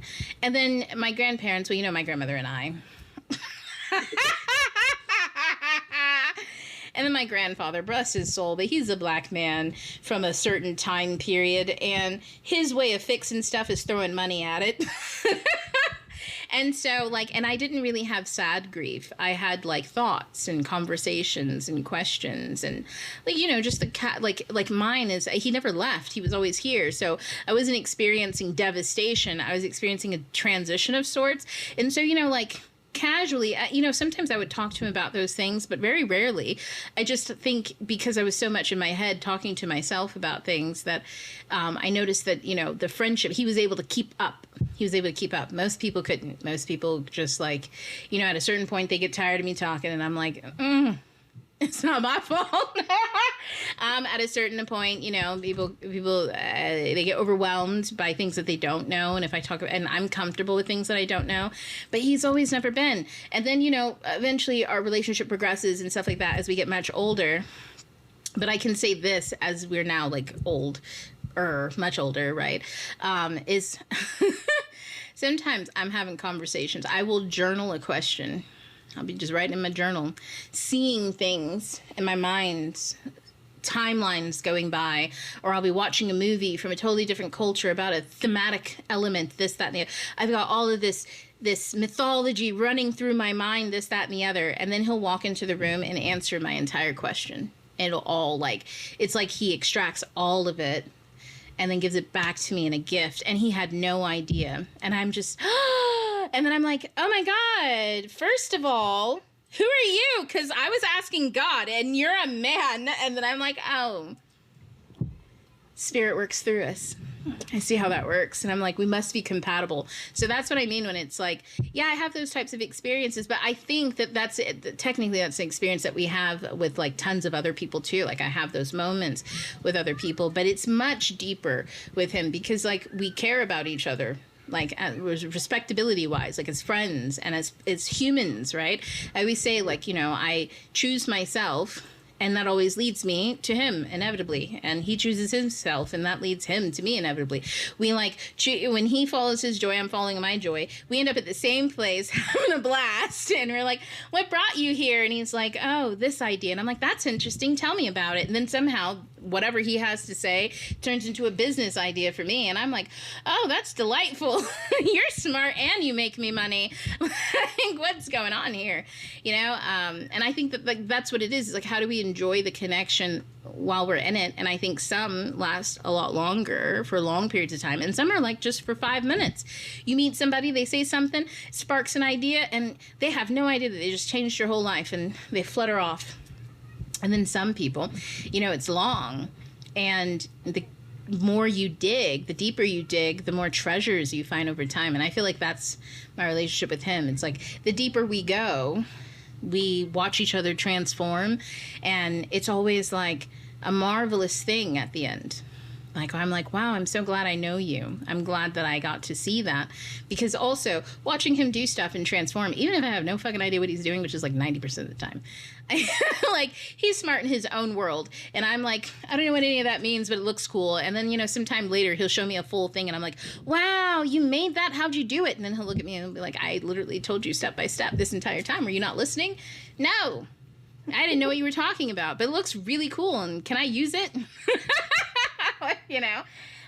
So it's like kids, kids don't necessarily look at each other for what they can use each other for. They look at each other as another human in their room, and sometimes they can interact, sometimes they don't want to, sometimes they want to do other stuff. Kids are like that. They're very oh, don't you think that'll hurt their feelings if you don't do X, Y, and Z? And they're like, I don't care. Like, that's not what I want to do. I don't I don't even want to think about their feelings. Like, it's an immature version of it for sure, but it's that same basis, which is I am centered in myself. I don't need to be centered in someone else. And because of that, I can enjoy someone else fully and also enjoy myself because, like, wow, look at what's happening. So, yeah, I think we come into each other's lives. Sometimes some people are there to show us ourselves and it's negative and they don't want to change, but we have to change. And that can lead to a lot of ill feelings, right? Because as you change, you see yourself as opposite them. And sometimes that makes you feel like an enemy. And then the spiritual journey is learning how not to feel like you were at odds. You were just incompatible. And then discernment. Well, Tim, you were going to say discernment? Oh, yeah. And then discernment says, like, I can tell whether I'm compatible or incompatible with somebody.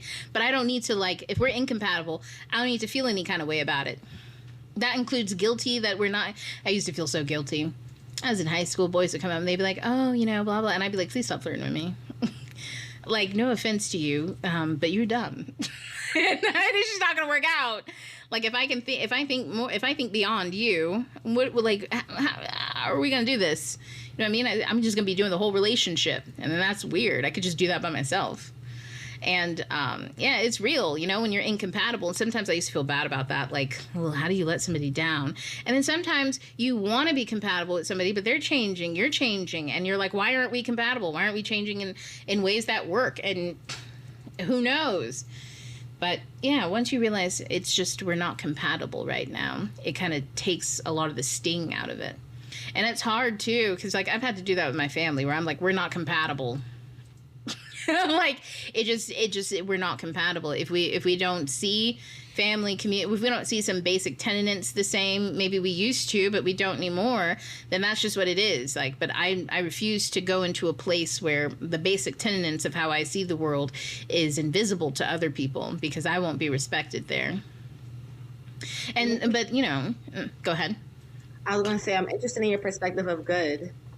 Have you ever gave language to how you would describe good based off of your experience in this world? Because it sounds like even as you were talking about the incompatibility and just your discernment in situations where you were in that Barnes and Nobles again, it's like I could take this as I could probably label this as bad, but you mentioned like this could be a learning, something I'm going to learn. And even in this conversation, I don't think I've heard like you even like when we talked about like the evil. I don't think I'm interested because of how you shifted in this conversation. Like, will you put language to good and evil? Because that's a big part of this conversation with religion and stuff too, or dimensions, or like these scary things, or what's not scary. It's like part of that is like. That's good, that's bad, you know, that's evil, Satan. Have you wrote about that or can put words to like whichever angle you would want to go? Would you describe good in a certain way, or when it comes to bad experiences or evil, do you think those things exist? No, it's just power. There's no good, there's no evil, there's just power. Now, how power is used, that then can be labeled good or evil, if that makes sense. I think outcomes can be labeled based on how we see them, but leading up to those outcomes, before we get there, there's just power. Nobody knows what's good, what's evil. They all do that. Well, how do we know, right? Because it's true. You can't tell. I'm just one person. I'm standing in a perspective. So to me, I focus more on joy, because joy is it's divine fulfillment. There's only one way to get joy, and that's by being in alignment with yourself. When you're in alignment and you go with the flow of nature, you might be surrounded by evil, but you are Christ on a cross and you are bringing it all down. Isn't that good? Oh man, I love it. I love it. I love it. I hate it and I love it. Oh man, I've been used as bait so many times in my life. I'll just wake up and I'll be like, what the hell is going on? I know that I can't be out here just being like treated this way. This is crazy. People are doing some left field shit. Like, didn't she just say something racist? And everybody's like, we're all staring, but we're all going to pretend like that didn't happen?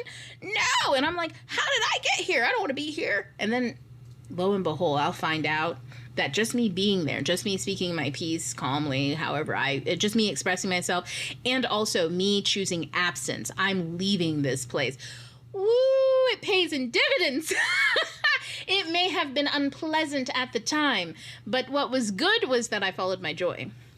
See what I mean? Where you're just like, how did I walk out of that? Bibbity boppity boop. Their whole kingdom came down, and I'm skipping Timmy up the street. Like, I'm on my way. Like, I've got angels are behind me. I'm flying onto new things. I've been delivered. What is this? You know, that's when I'm like, this is why the Christians love it. Hey, Jesus. Hey, broski. I'm like, pick me up faster next time. You know, I love to play passenger princess. You know, like, ooh, this is that deliverance. You know, it feels righteous. I love it. But like now, like that feels good, right? But also underneath that is the joy of like being able to look back on the whole thing and realizing that you were in alignment. This is godly. So evil to me is like when someone hates themselves so much that they turn away from joy. They turn away from alignment. They don't think that it exists. They think it's a dog-eat-dog world and you got to eat people before they eat you. And I'm like, listen, we could call that evil, but it's kind of stupid. Like, I don't mean to be mean, but like, I don't put stupid and evil in the same situation. Stupid can be fixed, and evil is just a really sad outcome, like a really tragic one, you know? But like, we can still fix this if you stop being stupid. And to me, that takes away the power from evil because it's a baby. You know, it's illiterate. It doesn't know better. It hates itself. So how could it ever do anything but fuck everything up? At a certain point, you start feeling angry at how stupid somebody who keeps grabbing power is. And then all of a sudden, you start feeling like maybe you're evil because you have power. And you should be empathetic to people who harm others because they didn't know better. And this is where the message gets crisscrossed, doesn't it? Because it's like, no, what's wrong here isn't power. It's stupidity. And stupidity can be fixed. However, whose job is it to fix it is the question, right? That doesn't mean it's my job. It might just be my job to say no because I have the power to say no. And if I say yes because this person needs a second chance, now I've given my power over to somebody who grabs her power, and that's evil. So what was my part in evil? Like, you know, these are outcomes. So I think it's less about, I think that's why I always frame it on joy, because like I understand the complexities and the murkiness. Like I'm a mercurial person. I understand the difference between going back and forth, existing in the gray zones and the ambiguity. Like I love law. You know what I mean? There's ethics, there's law, and then there's like the fucked up shit that people do because it hasn't been written down yet that they shouldn't do it. You know what I mean? Like there's so like we know that there's no such thing as good and evil. People are just trying to like balance something. But what is that something they're trying to balance? And it's power. And so when we all hold our own power and then we recognize that the choice, like if power is like little chess pieces and you could put a piece on the board and you choose to play by putting your piece on the board, that is far more significant than good or evil. It's significant of, are you making intelligent choices? Are you playing the right game? Are you asking the right questions? Because once we start talking about good and evil, we stopped asking questions because now we're just trying to find like solutions. I was gonna say, we know about them final solutions every time a certain group of people come up with a solution, a lot of people die. So that's why I'm like, yeah, it's all just joy, because if everybody follows their own joy, that's always going to look different. Sometimes that's going to look like somebody's crying, but who's to say, you know, their mom shouldn't be crying and grieve her weird delusions about what she wanted her kid to do, and then her kid chose their own joy to do something else, and then her whole world gets shattered. But it wasn't a consensual world. She didn't make that with that kid. She made it for that kid. Tried to trap him in there. So is it evil to turn away and do your own thing? No, actually, in that case, like the universe is asking the child to follow their joy so that this person can be released of their own demons. And that's the creating things through manipulation and trying to trap people in our own creations, essentially. That's why I tell people, don't manifest with other people in mind. And in fact, I just say, if you're going to manifest anything, always myself. Anytime, never fails. Like, people get freaked out because it's like spirits do walk up to you and they will offer you shiny things in return for what you do. So for instance, if you wanted to write a book and the book is a spirit in itself, right? Like it's energy and you're working with it. So it's a working relationship. And if you want that book to make money and do all these extra things and you can see that in the world, people are telling you, oh, this is the next best thing, X, Y, and Z. You start to get attached to the material outcomes, right? So, but when you say, I just want myself, I want to experience myself in this process. Then instead, you go into the process learning about who you are, how people see you, how you move in the world. And this is far more tangible data for you to work with and maneuver in your life, right? And then you can make choices about what you like. You want, I don't know, a Porsche or something like that. You can make the choices to get it because you believe in yourself, you love yourself, and you do the things that bring you joy. So why wouldn't you eventually fall into something that you do like, you know? You don't need to, I guess I should say, people don't need to manifest things. They need to manifest themselves so that they can actively participate and do the things they like to do. But if they're not themselves. Where have you seen that in your life? Like, have you had success with what you just shared, like practice, like where you were able to? Oh, yeah. Mm-hmm. That's why I teach people to do it all the time. I'm like, to be totally honest, this is the least this is the most foolproof that I've come up with thus far. Is it the best option? I don't know. It's just the one that I'm offering to people as far as that goes, because it's the one that I practice all the time. Like, legitimately, oh man, I had to do it the other day. I saw something so, like, I don't know what it was. What was it? Something had come to me and I was like, oh my goodness, this is like what I've ever dreamed of. And it's right here. And all I have to do is reach out and touch it. And then I heard, what do you want? And I was thinking, you know, like, I should, like, it's possible for me to manifest anything. I've seen myself manifest so many things and bring so much stuff into my life. Why not just try to manifest a thing for once? And then I was like, my energy immediately just dropped. And I was like, there's nothing I even want. Like, sure. Like, throughout the day, I want a sliced pie. I'd like a new car. I'd like maybe I want a castle so I can turn it into a living museum, like a community museum. You know what I mean? Like, people go in there, it's a salon. They can rent out rooms and do all sorts of stuff. These are all these things that I want, right? Like, I can feasibly tell the universe to manifest them individually, but I don't actually want that. I want myself in it. I want to experience it. So to experience it, I need myself. And so I always come back to it, no matter what. Even when I'm like the most tempted to be like, I want millions and billions. I want what he has. Give me what Bezos has. Now, you know, I was saying it like I'm like I'm Gollum from Lord of the Rings. I want the precious stuff. No, but, you know, like, occasionally when you're looking at stuff and you're like, you know, I could, you know, if I had that, I would do all these things, X, Y, and Z. But no, even then, I'm like, I don't want that responsibility. I don't want all of this stuff. I don't want anything, to be totally honest. I just want to be. I want to be happy every day that I wake up being myself. I want to be able to wake up when I'm dog tired, sick, feel like I'm on the brink of death, and be like, well, at least I lived my life. At least I'm me. Goodbye, world, you know, in my melodramatic way, and then my cold's over. And then I'm like, oh, look at me breathing outside. It's so sunny. I'm happy to be myself. You know what I mean? Like, no matter what I'm doing, I turn back and it's like I'm always grateful that I get to experience it with myself, because that's the magic and everything. So, yeah, I do that all the time. And also, because I tell people to do that, I say when you manifest yourself, right? Myself. That means you face yourself, no matter what. You're literally summoning all aspects of you to you that are available for you to meet, which means you integrate things that you don't see about yourself. Also, you know how sometimes you have blind spots and other people see it and you don't? Now you'll see those blind spots. You'll also see why other people see them. You'll be able to release that person as being a tool, like a mirror for you, and just enjoy them. It makes your life better.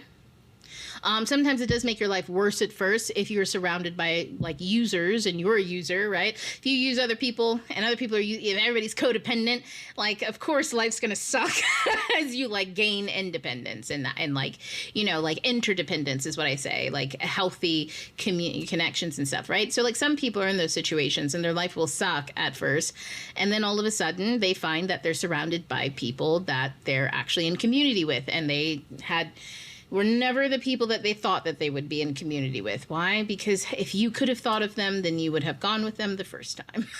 But it takes experience. So yeah, like the steps to manifesting myself is to know myself, to collect data. That's the journaling and the meditation, sitting with yourself, and like nourishing yourself. That's self-care, which includes, I talk about, we have 4 bodies: a spiritual body, an emotional body, a mental body, and a physical body. And they're kind of in that order of hierarchy too. And by direction, I should say.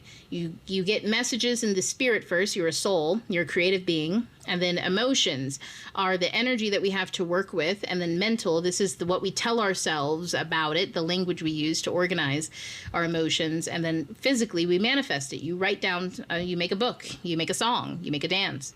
So we have those 4 bodies, and as things travel through it, that's yourself. That's myself. Knowing myself means I know where my consciousness is. Have I been in my body lately, or have I just been stuck in my head?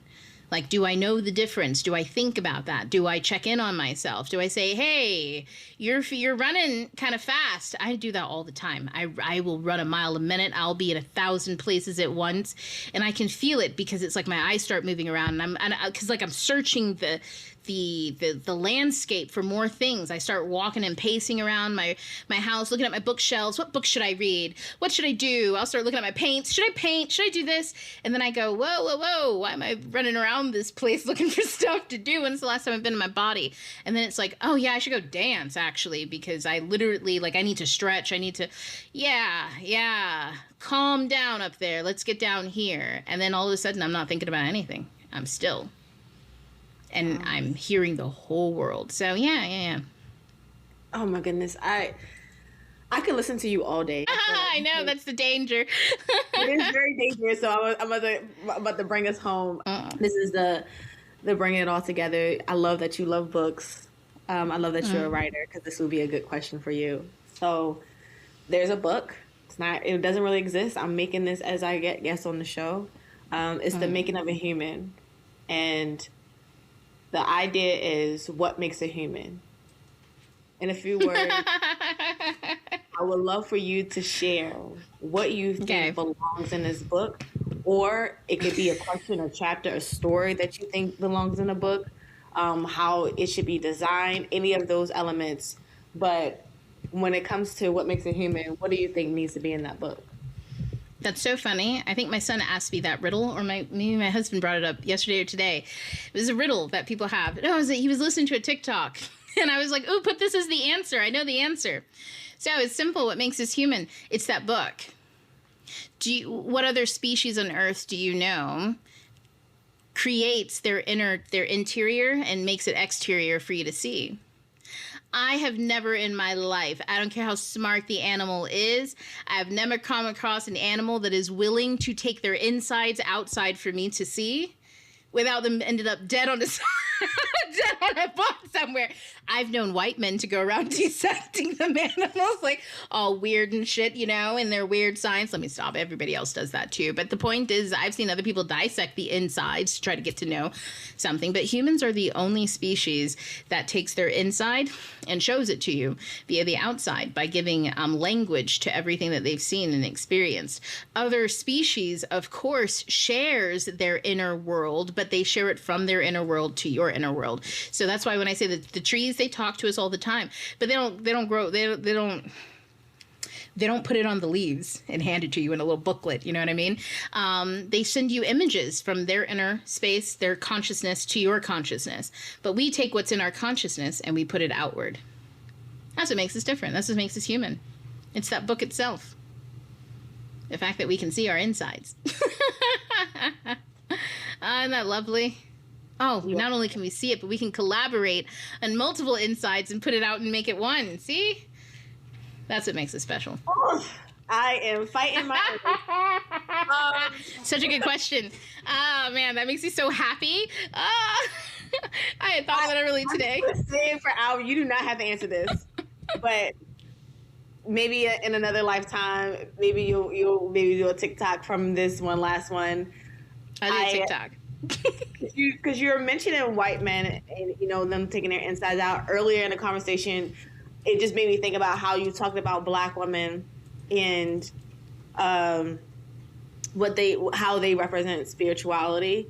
And if you do a TikTok, I don't gotta do it now, but I'm interested in that space, because though that's another topic that, you know, beyond religion, is just how we see ourselves different based off of our skin color. Like I when we think about like stupidity, I think that whole concept is stupid, but so we've had people can make an argument of why, you know, skin color dominates how we treat one another or how we see one another, or that skin color is connected to like how a whole people are really.